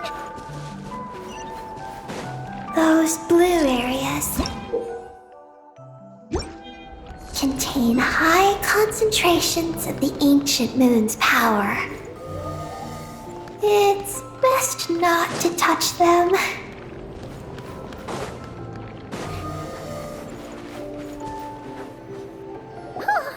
Are you alright? Maggie's hurt, but it's nothing life-threatening. Why is this happening? Are they supposed to be a couple? Is this what people call a domestic dispute? Where'd you even learn that phrase? Anyway, we gotta stop that guy! You saw it all just now, right? Ungi's the exact same color as Eggy! The only difference is, he's huge! Do you think he ate a few too many Eggies or something? Wait for me to grow as big as him. Then I'll tell you, Paimon. Ugh. Oh, fine. So, what do we do now? Should we fall back and wait for another chance now that Ungi's back? Yes. The Archeoloon storm is closing in on Ungian's circle, and there are many little creatures living there. All right. But be careful. I need time to treat Maggie. Just keep Ungi busy until I get there. There are some small schools of Kuhenki living in the Lunar Sea. I'll ask them to help you out.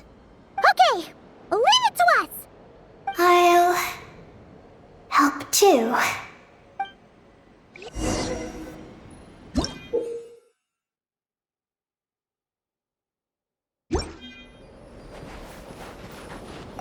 Oh! Are these the Kuhenki Bina sent to help us?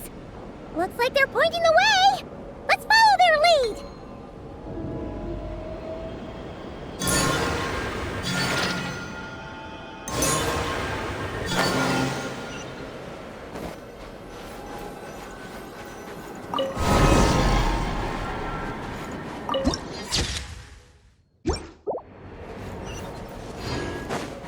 Huh?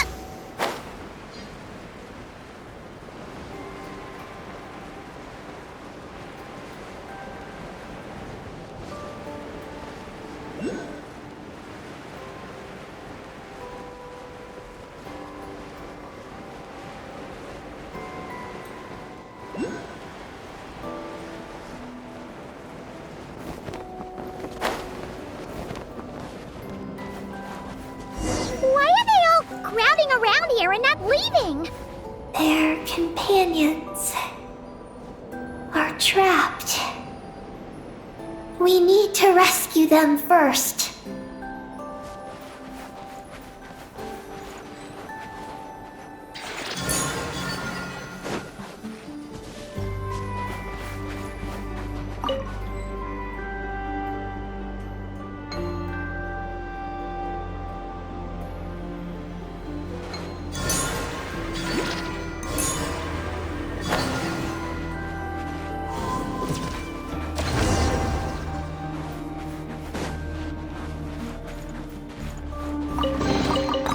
So, what's inside?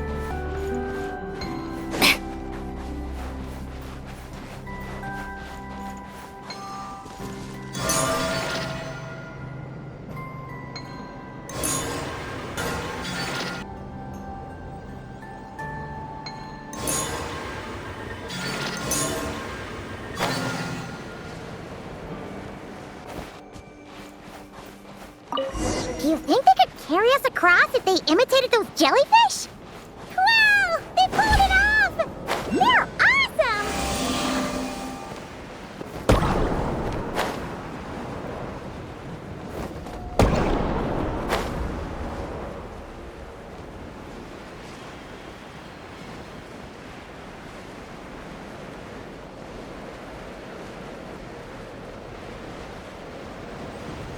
Looks like monsters are attacking the Kohenki over there!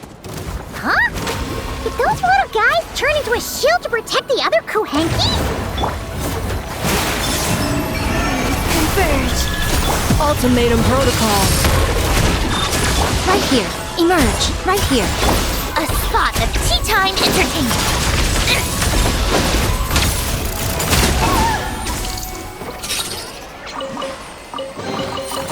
So, what's inside? Not that I care. Since this school of Kohenki can mimic jellyfish, do you think they could mimic that whale over there, too? Haha! They can! Ah, these little guys are amazing!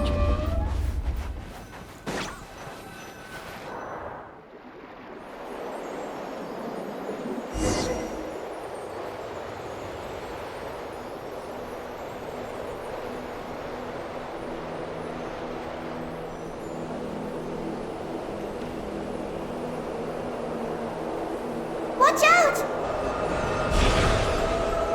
Ah! Unky's seen us!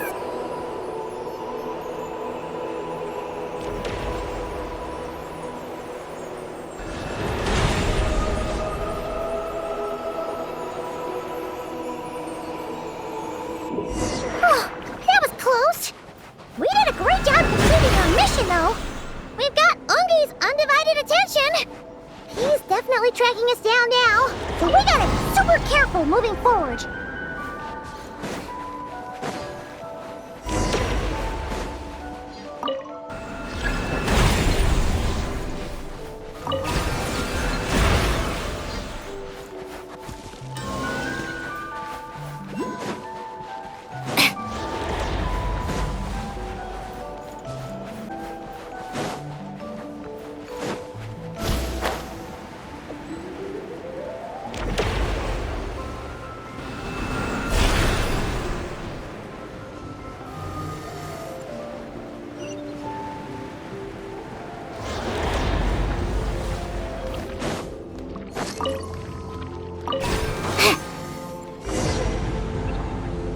Look! Bina's back! She's covering us! Maggie's counterattacking! She shoots! She scores! Now's our chance. Charge! Just one more step! The ancient moon's sound is right up ahead!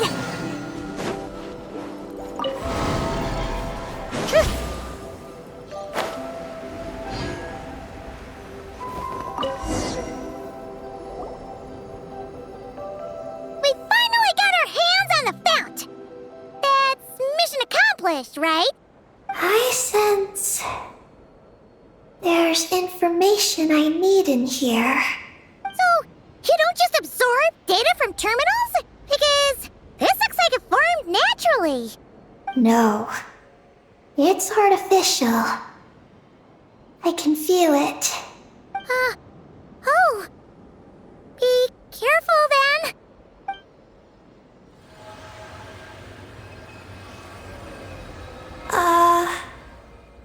Just as I thought. This is an energy entity created by a researcher named Lusalim. Ungian and Maggie's student. Likely also the one who left the message in the terminal. This lunar sea once used to be Lusalim's Lunar Veil Laboratory. Lunar Veil Laboratory? What's that supposed to be? It's a grand project meant to hide the moon. Hide the moon? Whoa! All these guys, all these dragons sure had big dreams. How'd they plan to pull that off? The exact principles are unclear, but it seems to have something to do with his teacher, Ungin. Luceline successfully experimented with a miniature lunar veil by applying it to the Ungin circle. Oh, Paimon remembers now! The circle looked empty from the outside, but was completely different on the inside. So that was the lunar veil at work! That's right. The success of the miniature veil pushed the project on to the next phase. A massive veil generator was built here. One that could conceal the entire moon. That is because before the veil could take shape, an entity from beyond the stars pierced it. An entity from beyond the stars pierced it. The device went haywire. The laboratory exploded. And all came to nothing. Only deep underground might some traces still remain. Wait! A being from beyond the stars? Could it be? No one anticipated the entity's arrival, but it changed everything. Luceline had designed the lunar veil as a crucial part of Project Moongazer, but it had to be suspended. So, what exactly is Project Moongazer? Look out! Oh no! Ungi's below us! Quick, get out of the way!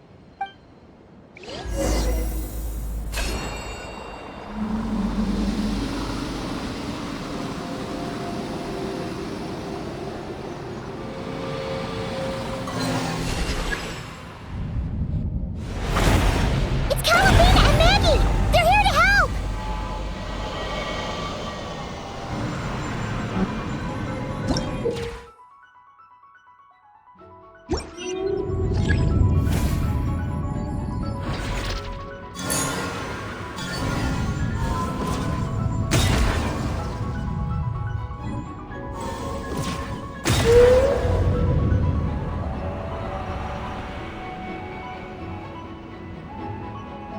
Has Ungi gone crazy? Isn't there any way we can calm him down? His body seems to be entangled in knotted moonlight vines. Is that what's driving him nuts? Traveler, could you try removing the vines? Up there! Look out!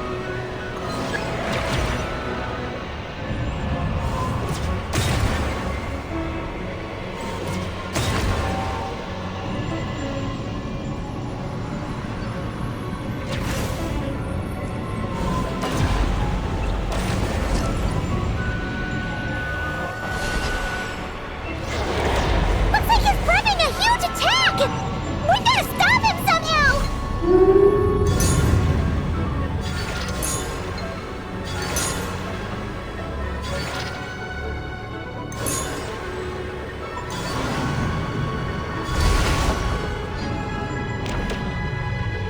Looks like it's working! Come on! Let's get rid of those vines! I've got you.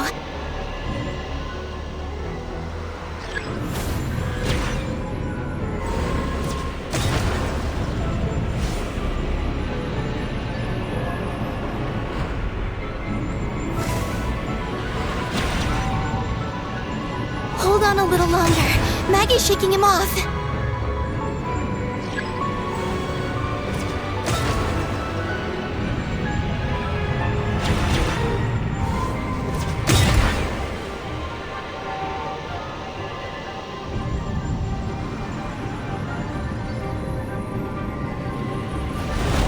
Here's our chance. Look! More vines! Quick! Clear them out!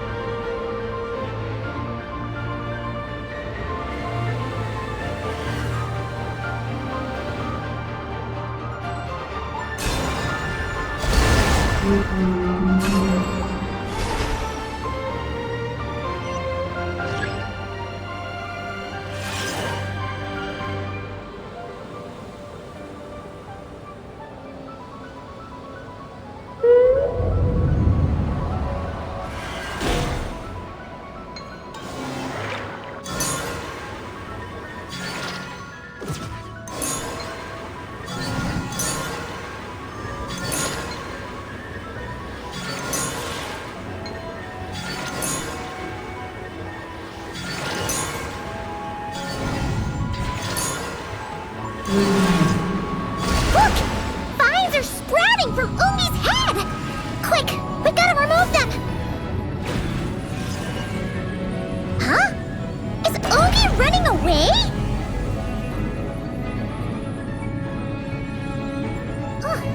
Where'd he run off to? Down below. Keep up with the little ones.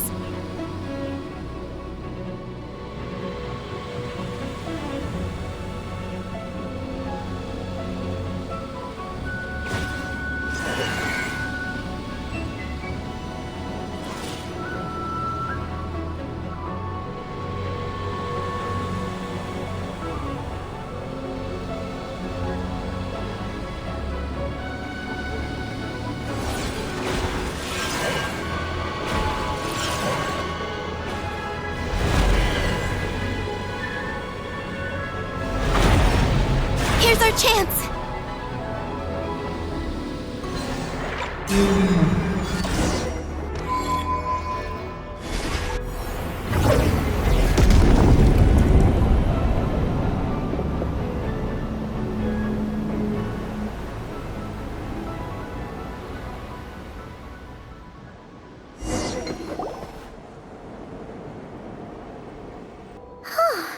Ungi seems to have calmed down.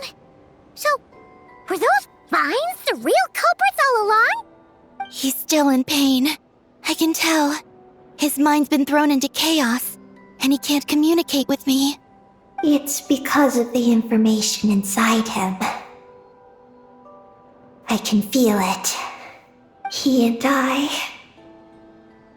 are of the same kind, after all. What are you doing, Eggy? His body has information from Ungin's circle within it.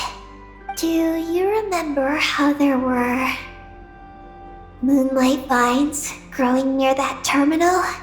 You mean he was the one who absorbed the information from there? Yes. That information may contain details regarding Project Moongazer. That must be why I'm here. But you'll be putting yourself in too much danger! Paimon, let Ninin go. She was born on the moon, and I was the one who, out of worry, sent her to a place thousands of miles away from home.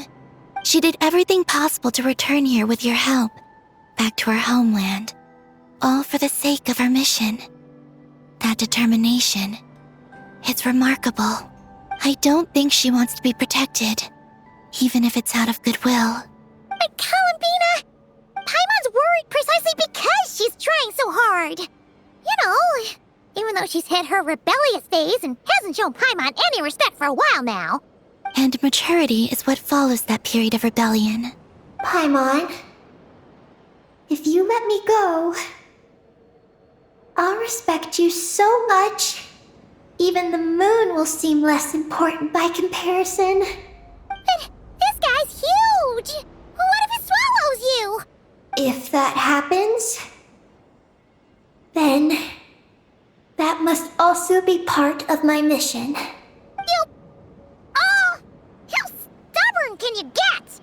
Stubborn is one way to put it, but you could also say that this is a wish she holds most dear. That's right. Then go, Ninin. I have faith in you. Let this ray of moonlight bear witness to your choice, and bless you on your journey. This is... Thank you. Here I go.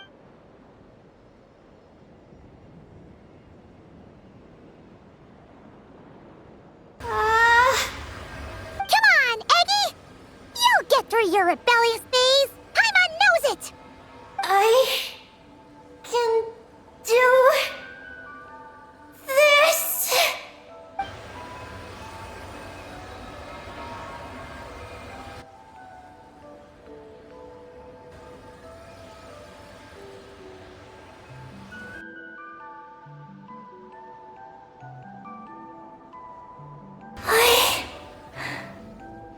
I did it.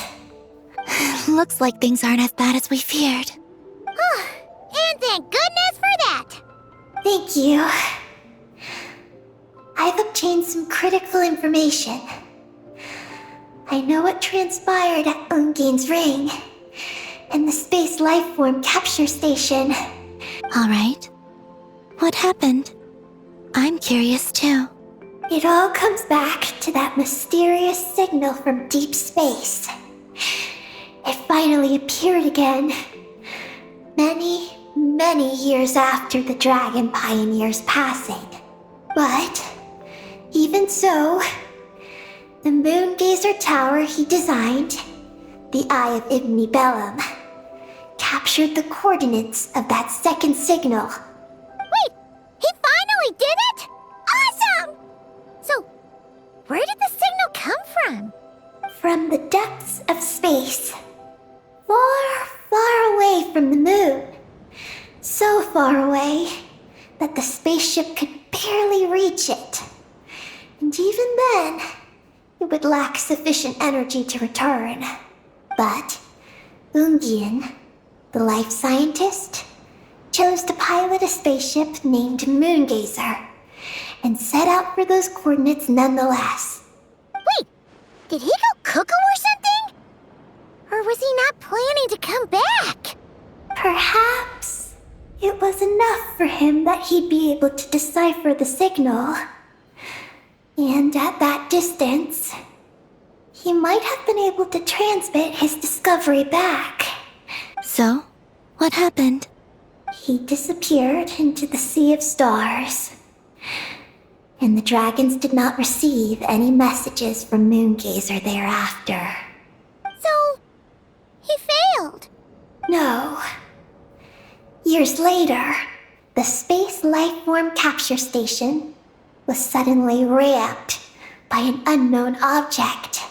After emergency repairs were complete, the researchers discovered that the object that ramped the station was a cloaked spaceship.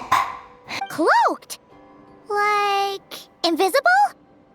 Could it have been? Yes. It was the Moongazer. Though why it was cloaked is a mystery. Ungian's wife, McGee's, was the first to enter the spaceship.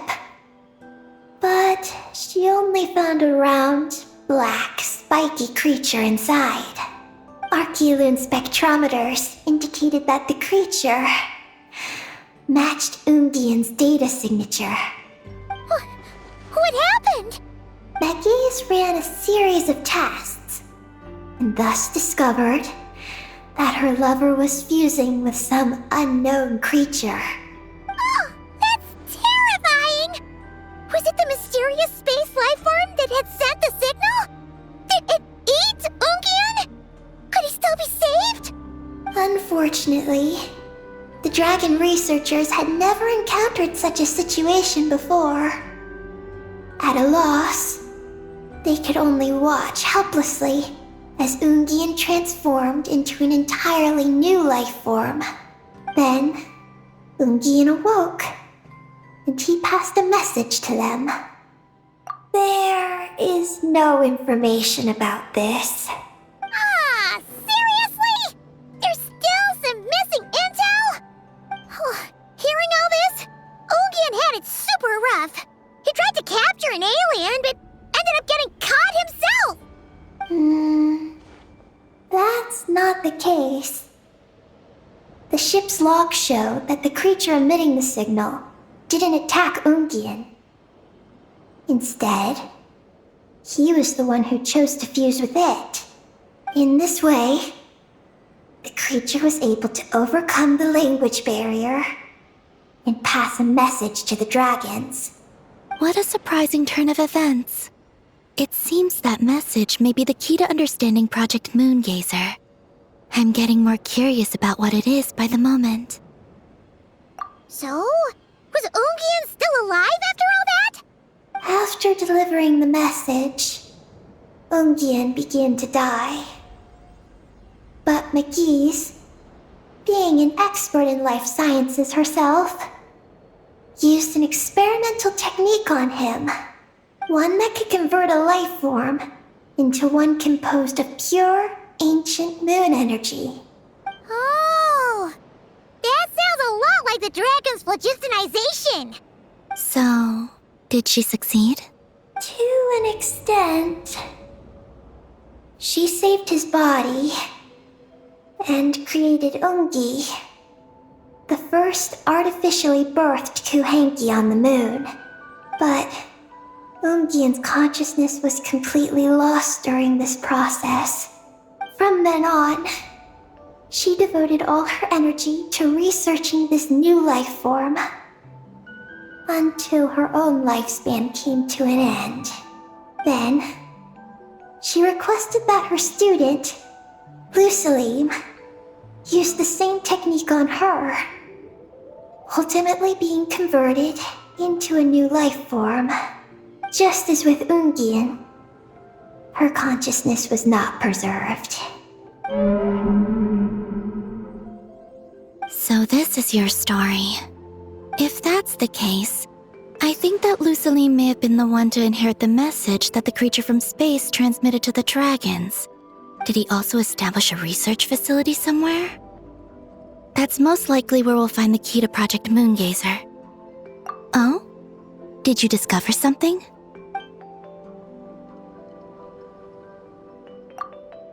It was destroyed by a descender from beyond the heavens?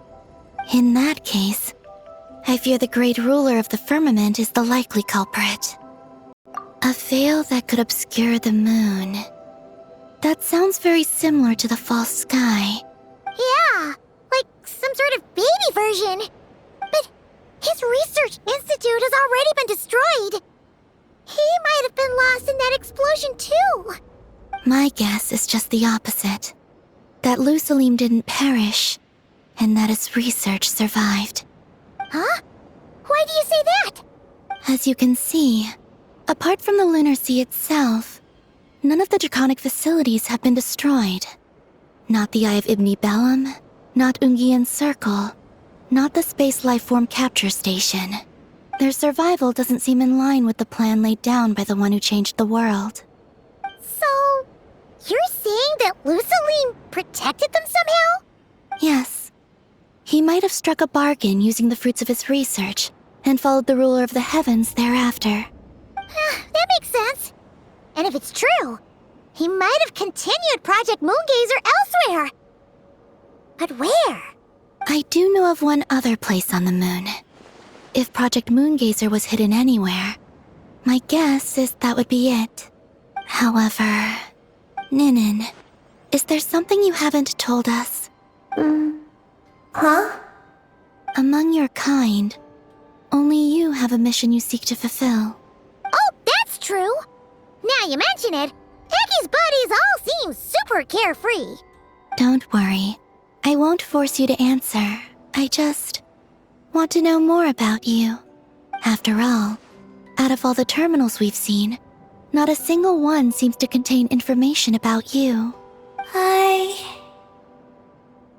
I don't know either. It's okay. I'm just curious. If you don't want to talk about it, you don't have to. We trust you. What if I really am hiding something from you? I'm just curious too. Keeping secrets isn't always a bad thing. I learned that from a friend. But if I do get angry, I might take the hat I gave you back.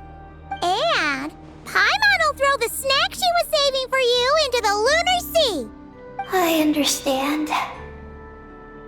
I promise I won't hide anything from you. Then I'll take your word for it, Ninin. Now, please follow me. There's a base on the far side of the moon. My powers tell me that it's massive. I originally planned to save it for last, because cleaning it up would probably be exhausting. But now, I suppose it has to be moved up the schedule. I have a feeling we'll find the answers to our remaining questions there. Thank you. How can I repay you for all this? Look, Paimon, don't you think Ninen's matured even more now? You're right. She's actually talking about paying us back. But we're friends, so there's no need for all that. Yes, she taught me that lesson actually. You could stand to learn it too, Ninen. Well then, follow me when you're ready.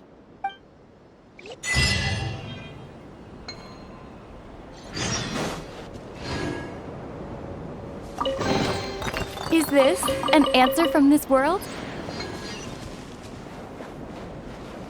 Are you ready? Let's go then. Follow me closely, just like before.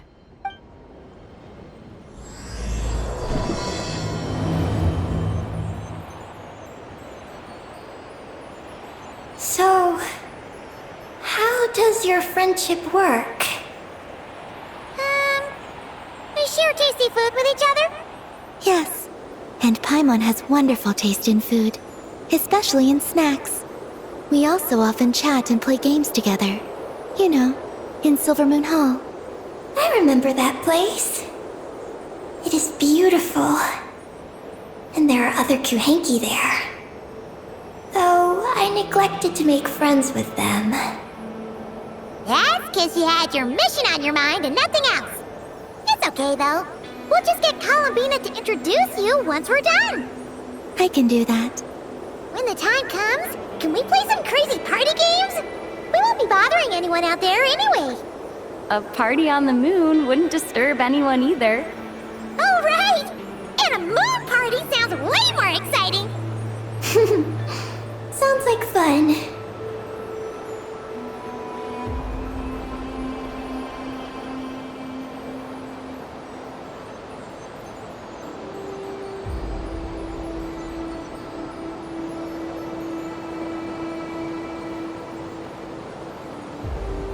Look!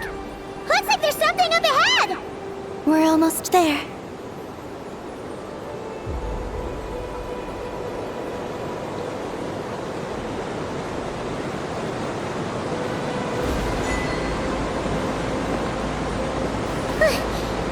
This place is huge! Is this some kind of weapons base? This feels completely different from the other places we've been. It looks really dangerous. It certainly feels cold and sterile. But for some reason, I feel an odd sense of familiarity. Familiarity? Have you been here before? No. I've only scouted the outskirts using Kuvaki, so I don't know where this feeling is coming from. Let's explore deeper inside.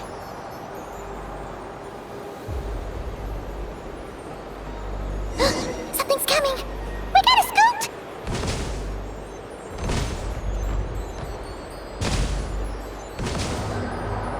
Getting caught in those searchlights will probably trigger an alarm or something. We better avoid them, too. So many searchlights! Quick! Follow the crates to avoid them! There are crates blocking the way up ahead! Don't crash into them, alright?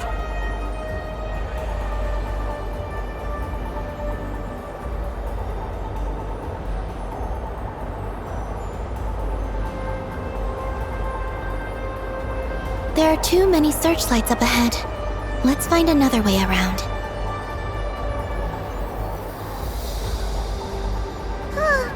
Those floating things look super dangerous. We better not let them touch us.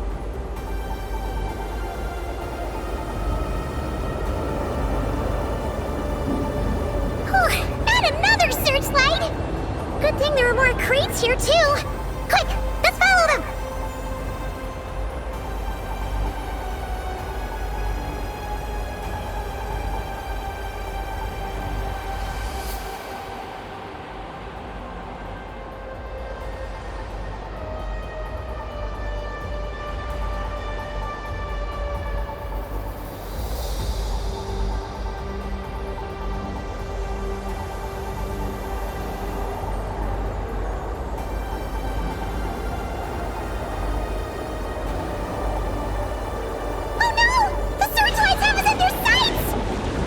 speed up and rush through. Look! Is that the entrance?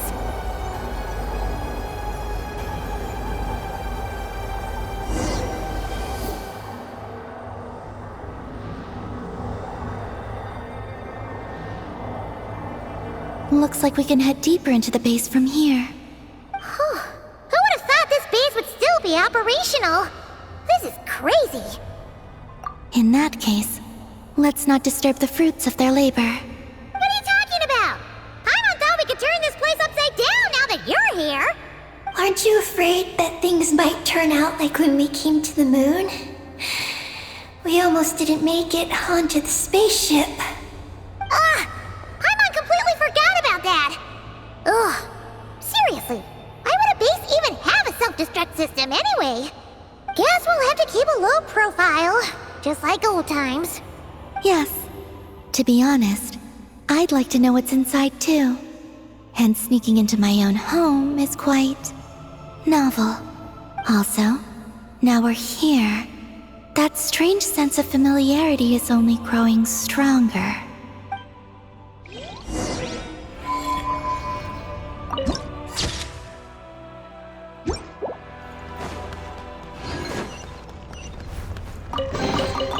Certainly went out of your way for this, didn't you? It's all yours.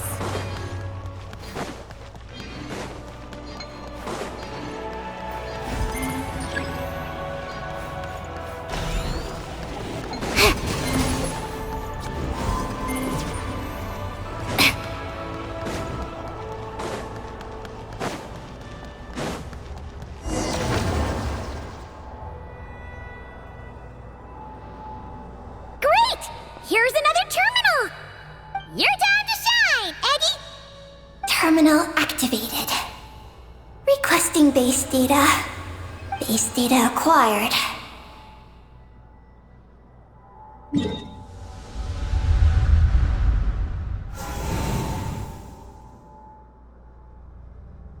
Searching for Project Moongazer. No data. Searching for Lucilim. There we go. I've located Lucilim's research lab. It's inside this base. Haha! Jackpot! Let's hurry over and check it out! Rating the base's engineering schematics and routes. We just need to keep going forward. And we'll get there. Retrieving other data. Huh? The Lord of Darkness, who returned from the Sea of Stars? Who's that?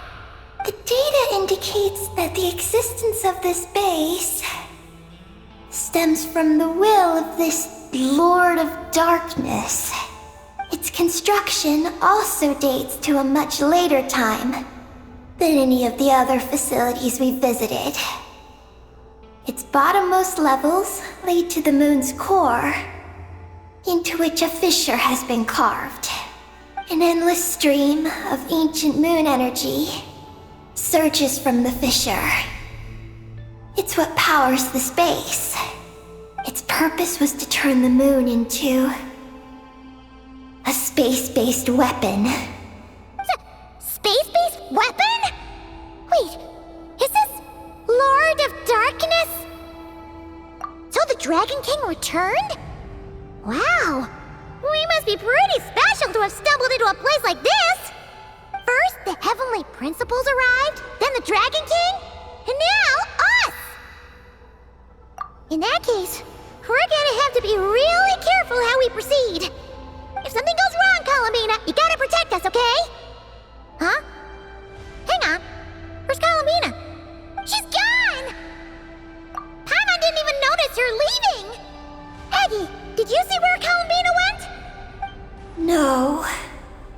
I was extracting the data from the terminal. Oh no! The one person keeping us safe just disappeared! Is this place haunted or something? Columbina wouldn't leave without saying something. There must be some reason for this. Something related to Eggy, perhaps? No. She was reading the data on the terminal. Could it have been... Also, now we're here. That strange sense of familiarity is only growing stronger. Bina's disappearance might have something to do with that sense of familiarity she mentioned. What exactly is hiding inside this base? What do we do now? Paimon can tell you're just joking to keep the mood light. Oh, be brave, Paimon. Be brave. We're gonna find Bina. We're not leaving her behind. We should head to Lusalim's lab. That place must hold the secrets this base conceals. We might find some clues about Bina's disappearance there. That said, our route requires us to pass through the security systems ahead. We can't afford to trigger a base-wide alarm. Is there a way to disable the security somehow? Oh, let Paimon see.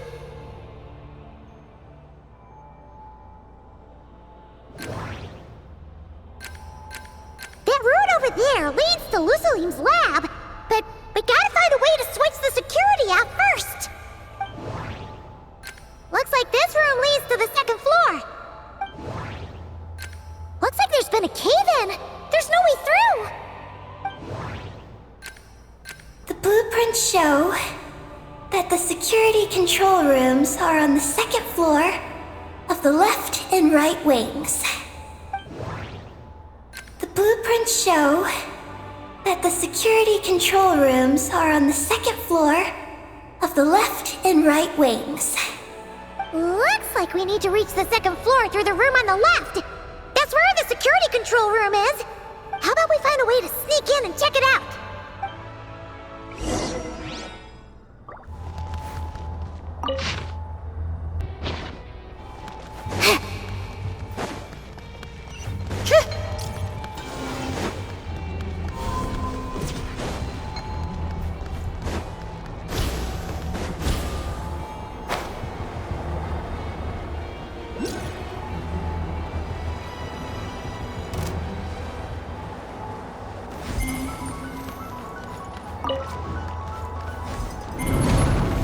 We better not get caught by those patrolling machines!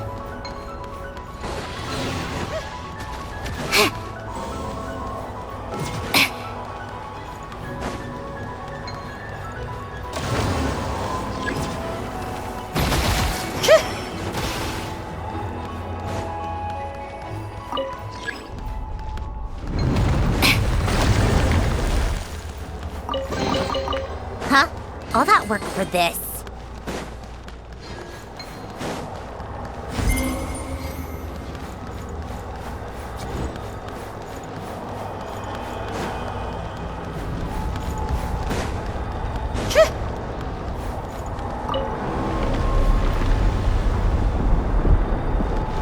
Whoa!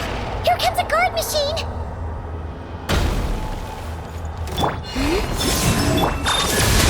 Right now, right here, emerge. Oh, tough. A sight to behold. Right now.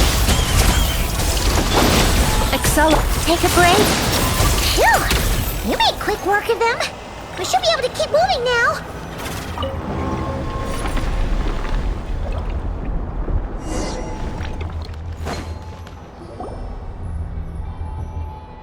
Can we turn off the security system with this?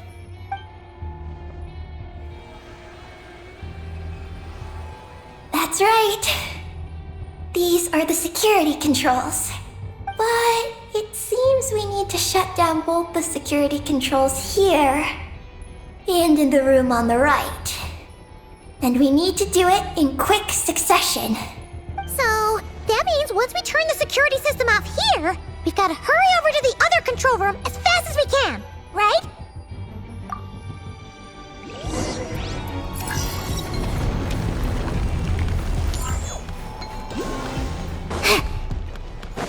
There are patrol machines up ahead! Be careful now!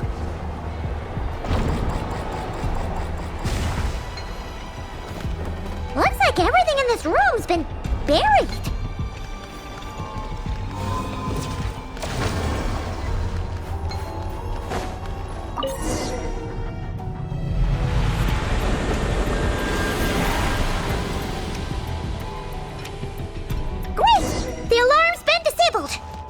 be able to proceed now, right?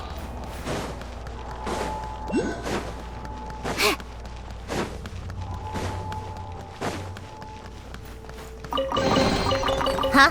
All that work for this.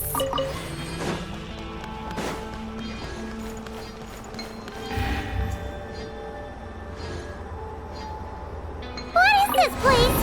The security feels even tighter than before!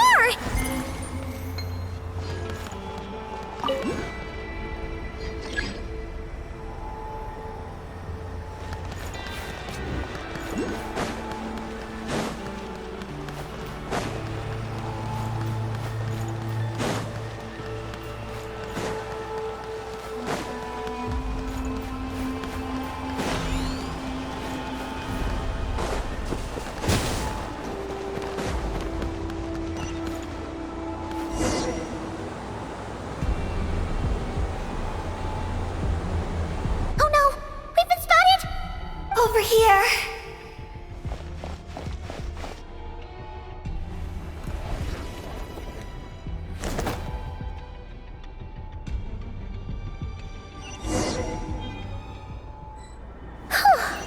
This place seems safer now.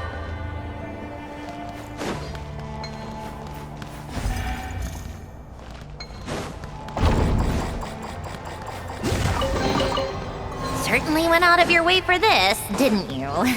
It's all yours. Searchlights again! How are we supposed to get past? Can we use something to create blind spots?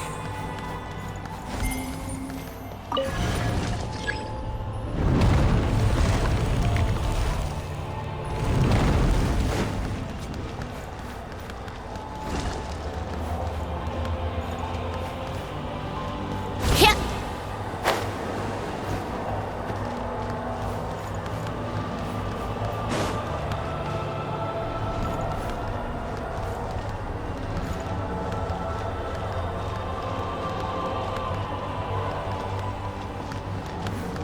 Huh?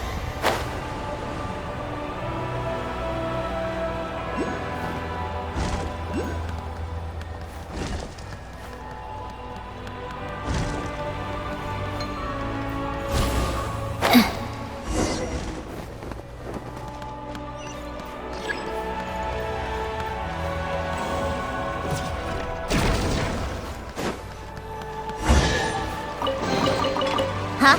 All that work for this.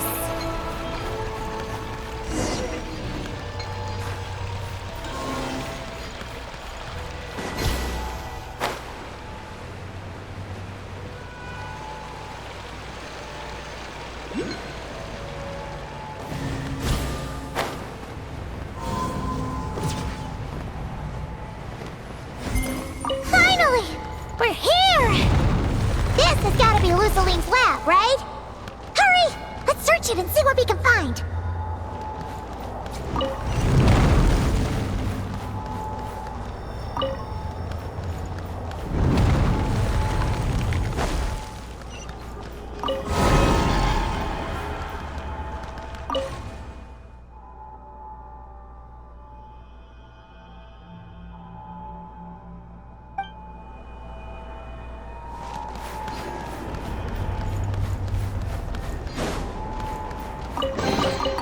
Certainly went out of your way for this, didn't you? It's all yours.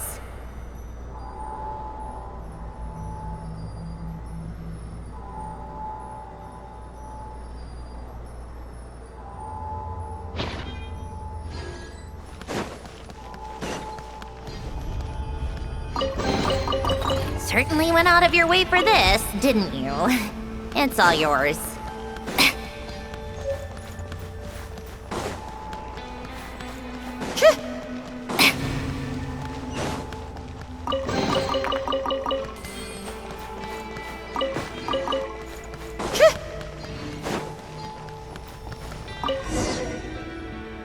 Hmm? This thing looks like it still works. Maybe there's some info inside.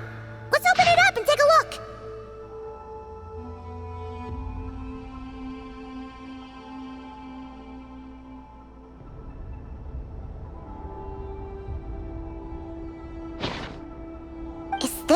message that the creature from space sent to the dragons? I see. So, that's how it was. So, Project Moongazer was meant to send this kind of message back out into the universe? If that's all there was to it, couldn't they just have used the Eye of Ibn Bellum? Did Paimon miss something? Hang on, just gonna check again. Huh, what do you know? There really is a footnote at the end. To my daughter, Ninin. Ninin? Wait, so you're Lusalim's daughter, Eggy? Wait, then how'd you end up like this? I don't know. I don't have these memories. Why don't I have them? But what about Columbina? We still haven't found any clues regarding her disappearance. Oh, right. That familiar feeling she mentioned earlier must be the core, right? Come on, let's check it out.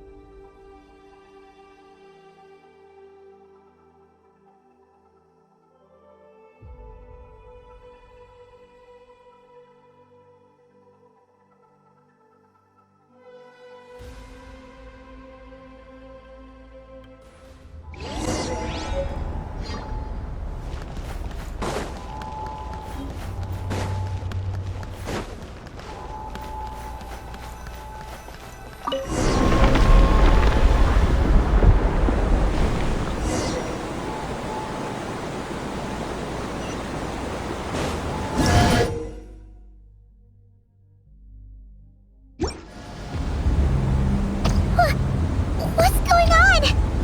Paimon suddenly feels so heavy. Paimon can barely fly anymore.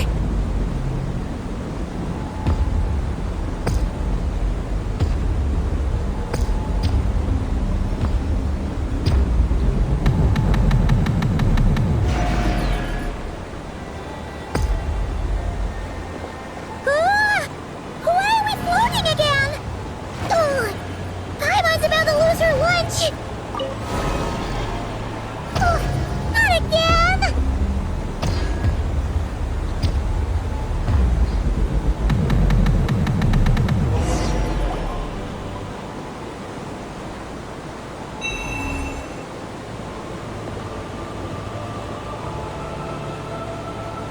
Huh? Gravity seems back to normal.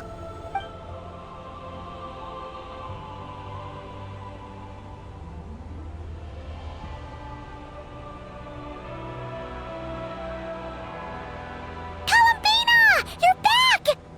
Was it you who fixed the problem just now? Talk about perfect timing! Oh, we were so worried! Where'd you go? I'm sorry. I didn't expect the depths of the space to actually lead to the moon's core. It contains an extremely high concentration of ancient moon energy. When I suffused this base with Kuvaki, I accidentally came into contact with it and was swept into the moon's core. So, you really went there? Paimon was starting to think this base was haunted. Anyway, Paimon's glad you're okay. We just discovered some new info about Project Moongazer. It's... I already learned the truth at the moon's core. I discovered who you are as well, Ninin. It seems that is where my mission lies. Please, take me there. What's wrong, Columbina? You look like you don't want her to go there. Ninin cannot survive within the moon's core. But I must complete my mission. Yes, but it does not wait for you there. What? Your mission isn't to be accomplished at the moon's core. Rather, it is to be found in the place where everything began. You mean the Eye of Ibn Bellum? Yes, Your mission is to activate Project Moongazer within the eye. That requires a data key made from the ancient moon's power. I can journey to the moon's core once again to retrieve it for you, but it will take some time. Are you asking me to return to the eye and wait? Would that be all right with you? No. If I can't get the key myself, I'll wait for you here. If you don't come back, I won't leave. I want to stay here and wait for my friend to return. I understand. Thank you, Ninin. I'll be right back. If you insist. Huh, hang on! What about Eggy? Are we really going to leave her here all alone? Don't worry. I sent a message to Moggy's, and she's on her way. As long as she stays here, there's nothing else in this space that can harm her. Oh, Paimon's still a little worried, though. Maybe she should just stay here and keep Eggy company. Huh? Don't you want to see what the moon's core looks like? Yeah, but Eggy will get lonely here if we leave her all alone. She's also Lusalim's daughter, which is, well, something she only just found out. News like that always takes some time to digest. And it's not easy to handle. What if she starts to overthink things and runs off somewhere dangerous? So, Paimon's gonna stay here with her and wait for Moggy's. Just make sure to come back and tell Paimon what you see, okay? Thank you, Paimon. My estimation of you has gone up once again. In that case, Paimon will increase your snack allowance by 1 share. Now, it's 3 for you and 7 for Paimon. Why so surprised? Paimon did watch Eggy grow up, you know. Alright, go on. The sooner you go, the sooner you'll be back. Don't make us wait too long. All right. Traveler, come with me.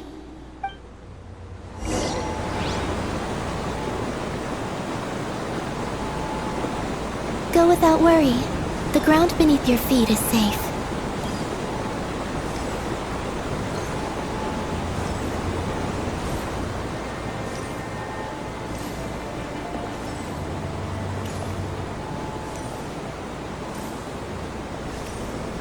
The finish line is down below. Don't be afraid. We'll go together.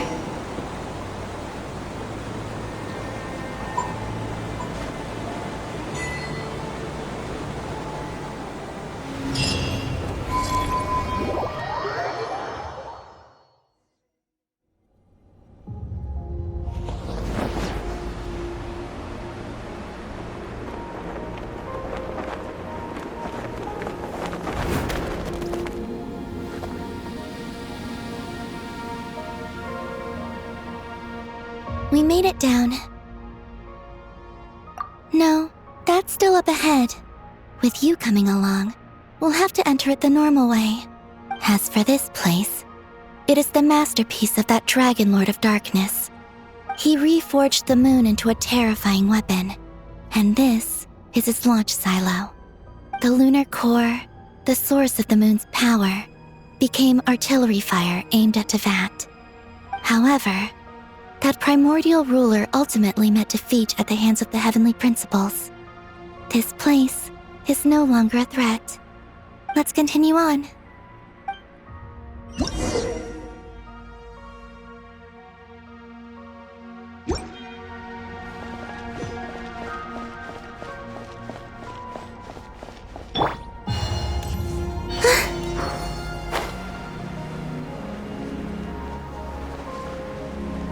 We are walking atop the wall of the launch silo. You've probably noticed that the gravity here is a bit off. It seems there are devices maintaining this facility.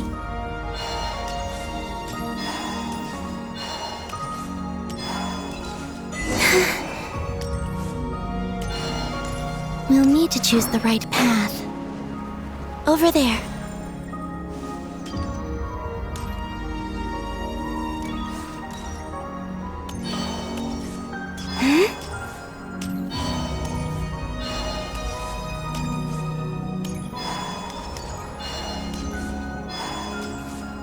Watch out for those engineering mechanisms. Don't let them slow you down.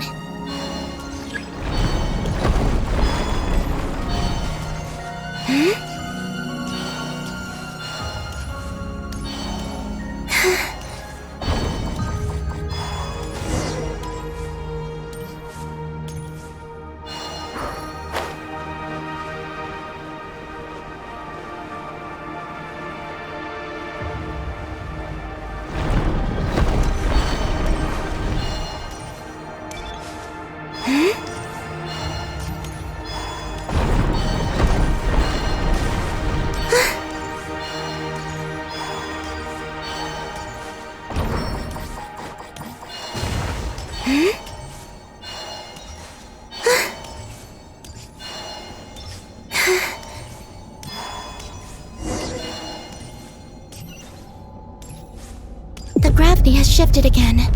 Are you all right? We're almost there.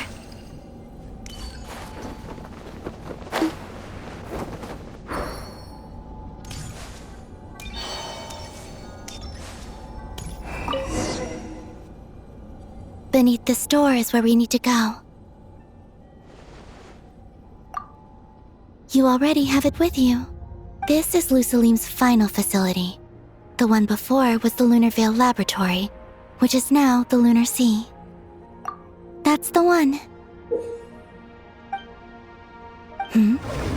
Has the system detected us? Regardless, they can do nothing to stop us.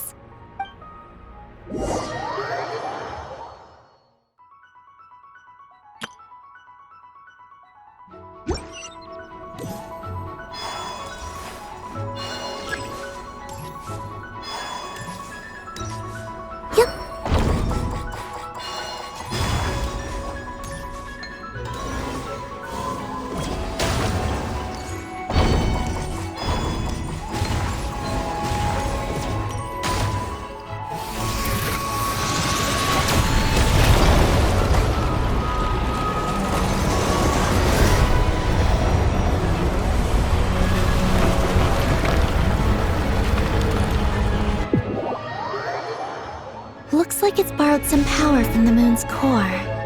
The gravity here has gone. Make sure to dodge those barriers.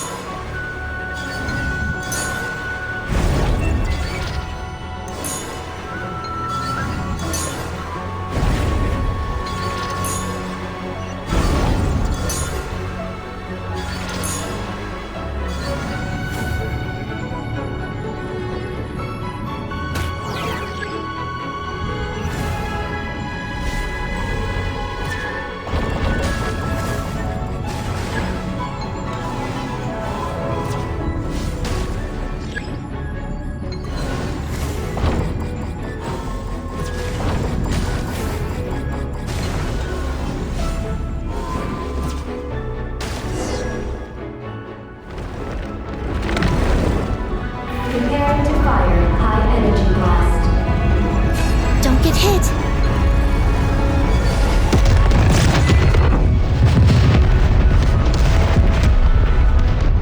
Let's push forward while we have the chance.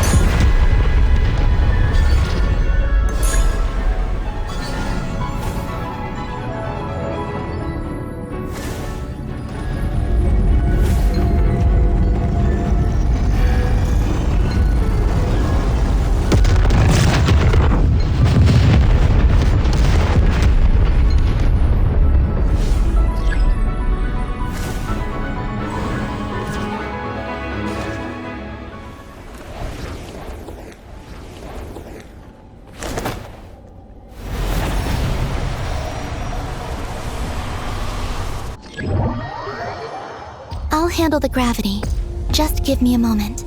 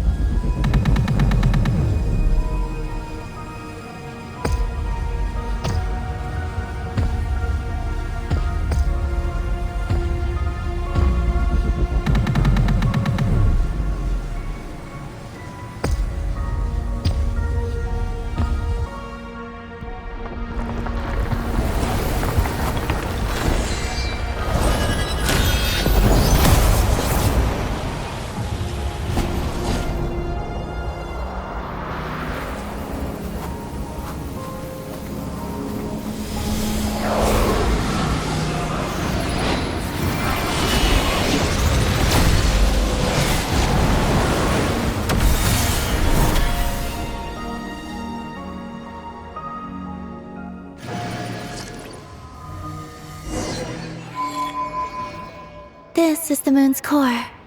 Beautiful, isn't it? The ancient moon energy concentration here is very high, so stay close to me. Let's keep going.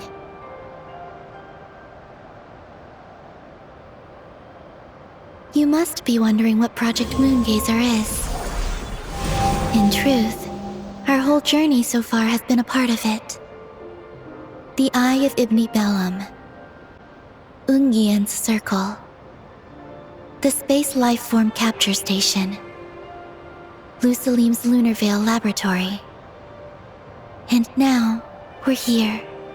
The origin of the moon's life, and the seat of its will. Its core.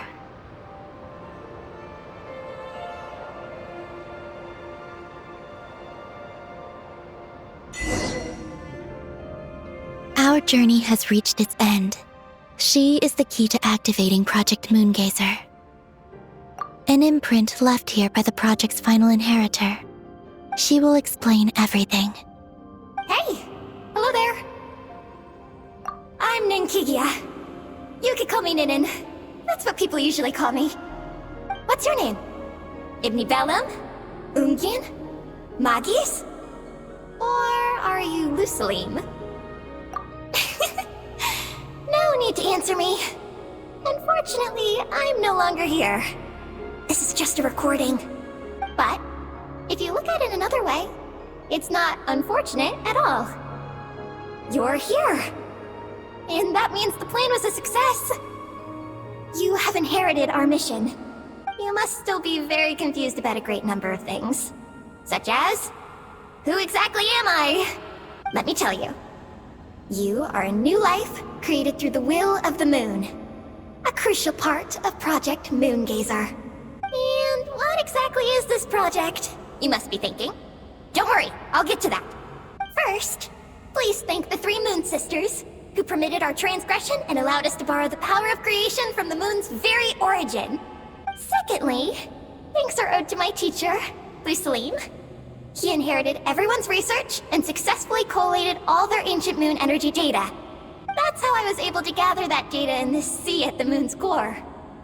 Then, when the primordial power of creation was triggered, BAM! A cute little black kuhanky, namely you, was born. You might inherit the name of someone who came before us through the ocean of data. Or you might not. But, you will probably recall that you have a mission. Next, we must say thank you to Madame Magis, who uncovered the nature of our astral visitor, a database life form. Her research was the foundation upon which you were born. And we have Ungian, who sacrificed his life to relay the final message that our guest civilization sent out into the stars. Then came the first Moongazer, Ibni Bellum, who led us to the moon, opened our eyes, and tirelessly gazed into the brilliant, starry skies. Finally, dear successor, thank you as well for your imminent sacrifice, which will activate the final step of our project.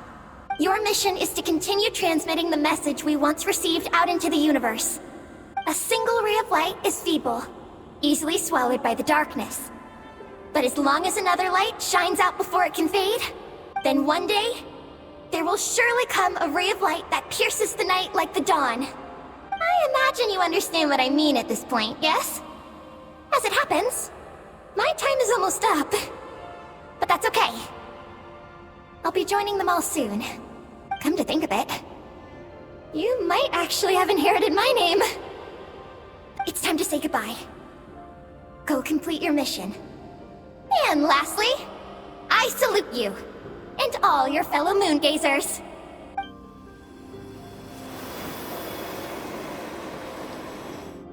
And that's everything. All the researchers who once explored the starry sky have had their data merged into this ocean. By the will of the moon, they will be reborn at some point in the future in forms akin to eggies. They will instinctively consume each other to acquire more data until the mission becomes clear in their minds. Then, they will walk the path we have walked once more, come here, and learn everything. They will use themselves as keys to open the Moongazer module in the Eye of Ibni Bellum and resend the message out into the universe.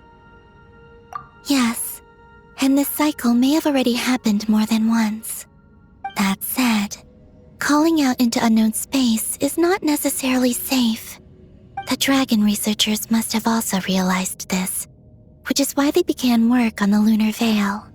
And in Ninen's era, the world already teetered on the brink of destruction due to the conflict between two supreme beings. But peace has been restored into that, at least for now. If the signal sent out this time ends up drawing the attention of the darkness that dwells amidst the stars to this place, As promised, I will hand the key and the message over to Ninen. But do you think we should stop her from completing her mission? Or should we support her?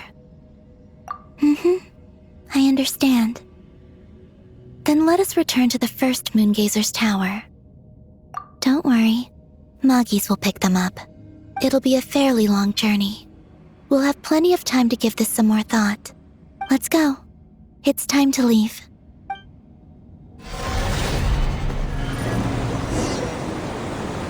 Moggies has already picked Paimon and Ninen up and is heading back. We can get going once you're ready. Then let's go.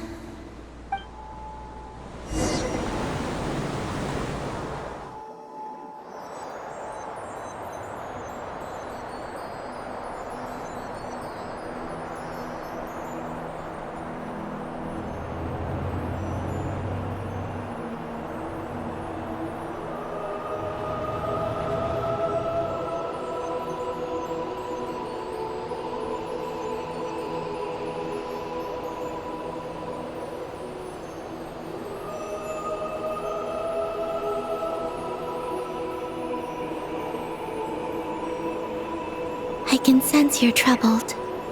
I am too. So it might be best if we spend our journey back in silence. Gaze upon the moon, add to that, then look up at the starry sky. You will find the answer, I'm sure.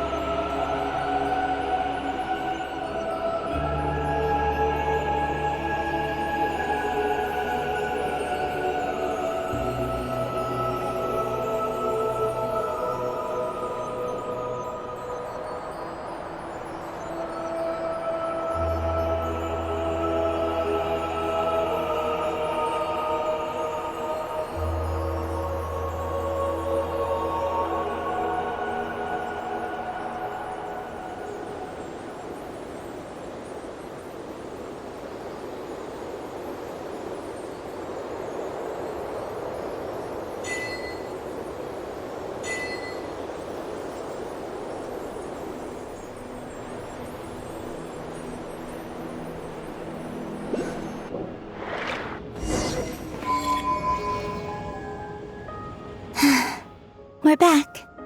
Traveler! Galambina! Looks like things went just dandy for you two at the moon's core, huh? Oh? So, you know where Eggy came from? And what Project Moongazer's all about? Yes, and the key to unlock the Moongazer module. It's all right here. I'll hand it over to you now, Ninin. Once you've read the information here, you'll know what your mission is. Thank you. I have been waiting for this moment. Galambina? Traveler? Why do you two look so serious? What kind of risks? You'll find out by the time you're done reading. Oh,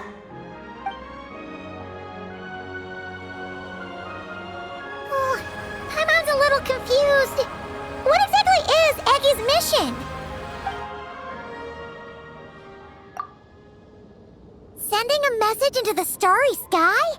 So, that's what Project Moongazer's all about? So the risk is, we could expose to that? Are you serious? This is a tough call. Eggy, are you alright? Hey, don't be sad. We can still talk this over, right? Remember those snacks? We can split them 50-50, no problem. No. I'm not sad. But you're crying. I'm not sad. And I'm not crying. This is just a toast to those who came before. Galambina, Traveler, Paimon. Thank you. You're my friends. I don't want to make things difficult for you. So, I'm willing to give up on my mission. Eggy. It's okay, Paimon. I'm not the first to have executed this plan. My predecessors have long since sent our voices out into the stars. Those voices, so filled with courage, must have traveled to the farthest reaches of the starry skies by now. As long as those voices endure, silence cannot reign across the universe. And that is enough. Traveler, have you made up your mind? And what if I could use my power as the moon goddess to shield the messages that Ninim sends? Kuvaki and the ancient moon's energy are both, in essence, the power of the light realm. As such, I can infuse my power into the transmitted messages. Once the data passes through the false sky, I can also use that same power to monitor the surrounding area. If there's danger, I can erase the information. That way, we won't be discovered. Oh? Well, that sounds great. But can you maintain your power the whole time? Well, my strength does have limits. I can only keep it going up to a certain distance. I will try to shield the message as far as possible. At that point, its source will not be so easily traced. But will this hurt you? Don't worry. We have the support of an entire moon here, you know. So, are you ready, Eggy? Once you've made up your mind, there'll be no turning back. Can I ask one more question? Yes? Why would you do all this for me? Because we're friends. That's it? Yes. That's all the reason I need. But Paimon does too. I understand. Then, I am ready. I was born for this moment. All right. Now sing out toward the stars. Javat's moonlight shall send you off on your voyage.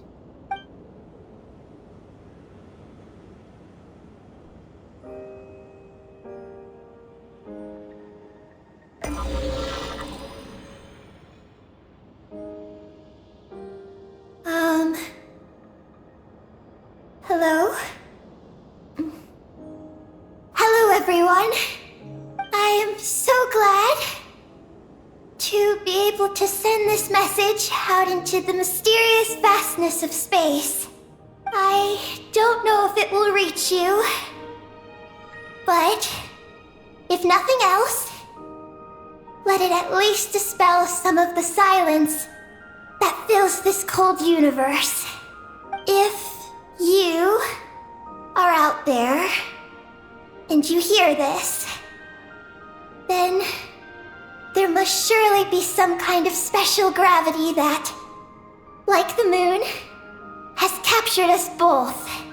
So, I'd like you and your civilization to know that you are not alone beneath this boundless starry sky. Our era is drawing to a close, but our courage, faith, and intellect will echo across the sea of stars via this tiny message. It is insignificant, but it is our light. I hope it emboldens you. You do not face the unknown in the darkness alone. Please, keep sending your voices out into the stars, and let them become your light too. A single ray of light is feeble, easily swallowed by the darkness. But as long as another light shines out before it can fade, then one day, there will surely come a ray of light that pierces the night like the dawn. Last but not least, we are moon gazers in an unremarkable corner of the universe. Our names are Ibni Bellum, Ungin, Magis Getty,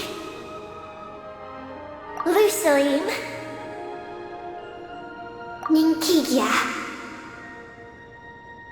To everyone who can hear this, we send you our regards. My friends, thank you. Let us meet again beneath the starry skies. Eggy has completed her mission. Her hat.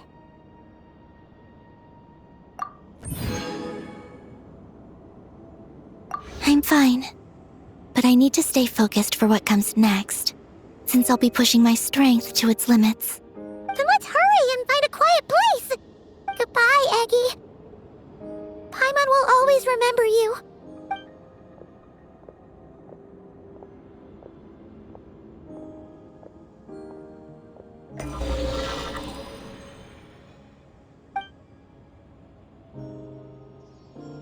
This is the received message and sending our reply.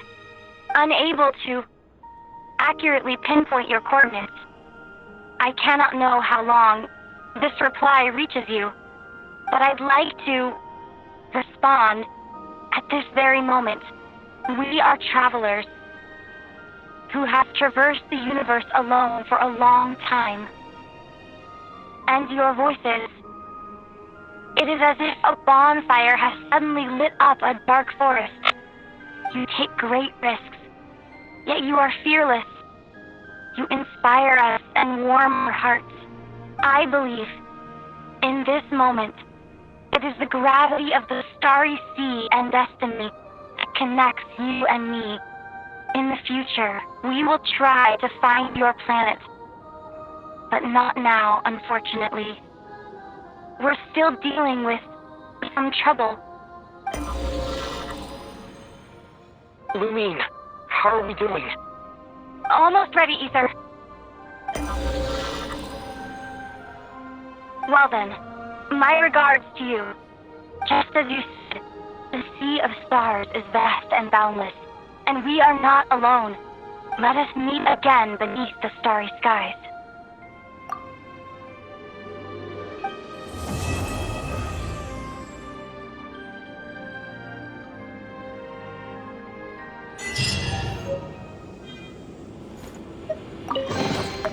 Huh? All that work for this?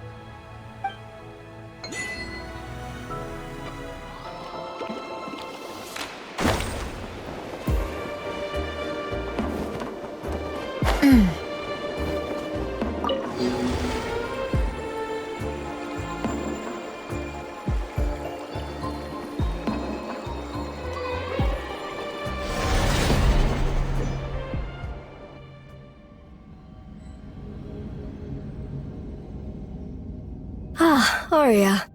It seems you've already chosen a human form for yourself as well. You look just like I thought you might, Canon.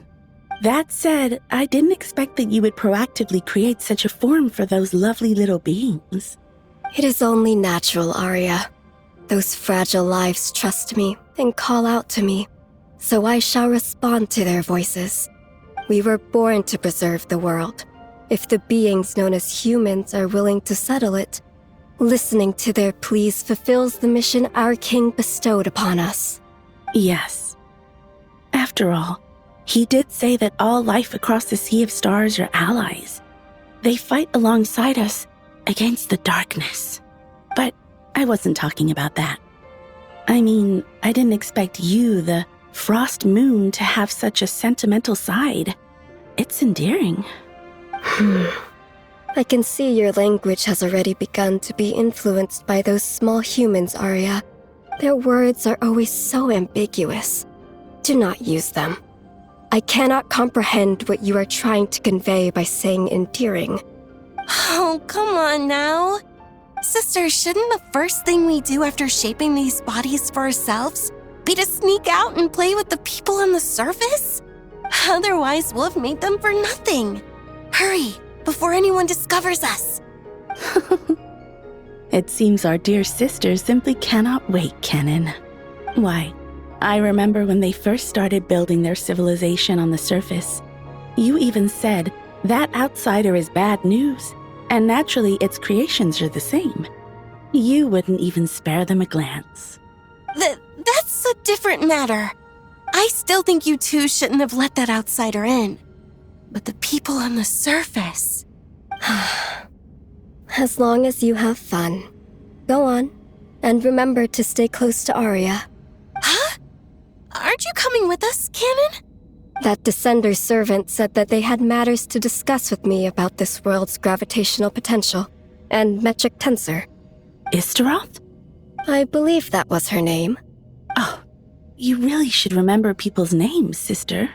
And perhaps it's just my imagination, but I have a certain feeling about how she views that Descender. I won't jump to conclusions, Arya, but I'll keep an eye out. That's good to hear. Uh-huh. It's nothing. We'll go on ahead then, Canon. Don't worry. Sonnet and I will bring you back a gift. I don't need gifts. Just be careful not to be recognized.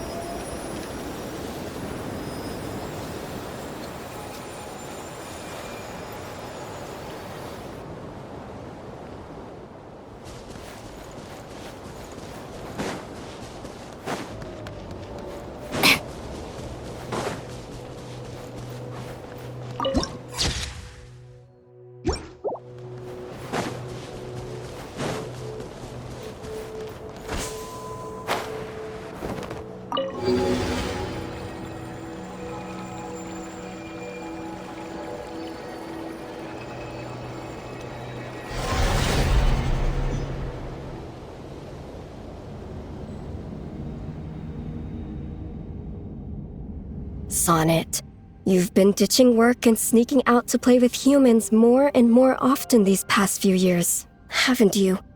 What's the big deal? We can just leave the work to those moon envoys anyway, right? You've taken a shine to our new master sisters, and they're willing to send subordinates to share our work. So what choice do I have but to accept? Besides, you've been having a great time playing around too, Canon. You even participated in a human festival. That was part of my duty. Their high priest called my name. It was only natural that I had to respond to their voices. Is pretending to be an ordinary human girl and dancing in front of your own statue also one of your duties? That's news to me. Arya. Canon. I wasn't asking you to call my name. Oh, forget it. Since the new moon envoy doesn't mind helping Sonnet with her work. Zabai. Her name is Zabai. You really should remember people's names. Since Zabai has no objections, I have nothing more to say. However, Sonnet, as the will of the moon, you must not forget the basic formula that keeps the world running. Prepare yourself. I will set you some foundational problems on verifying morphological isomorphisms. You are not to go back to the surface until you have solved them all. How mean. You're just like a villain from an Earthbound novel, trying to drag the runaway princess back to the moon. What she said. You are the moon. Don't say things like that.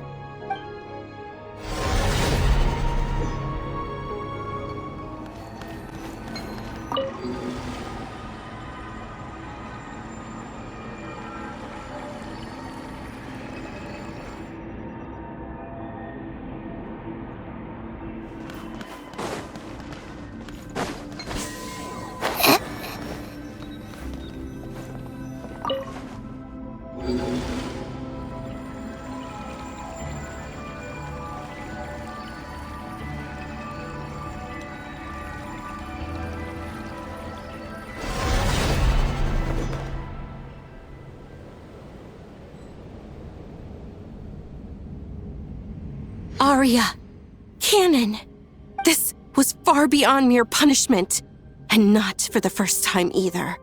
Be it the city of dragons our king entrusted to us, or the fragile yet beautiful homes built by those tiny humans. How many more innocent lives must you watch die before you stop standing idly by? If our king were still here. He is not here, Sonnet.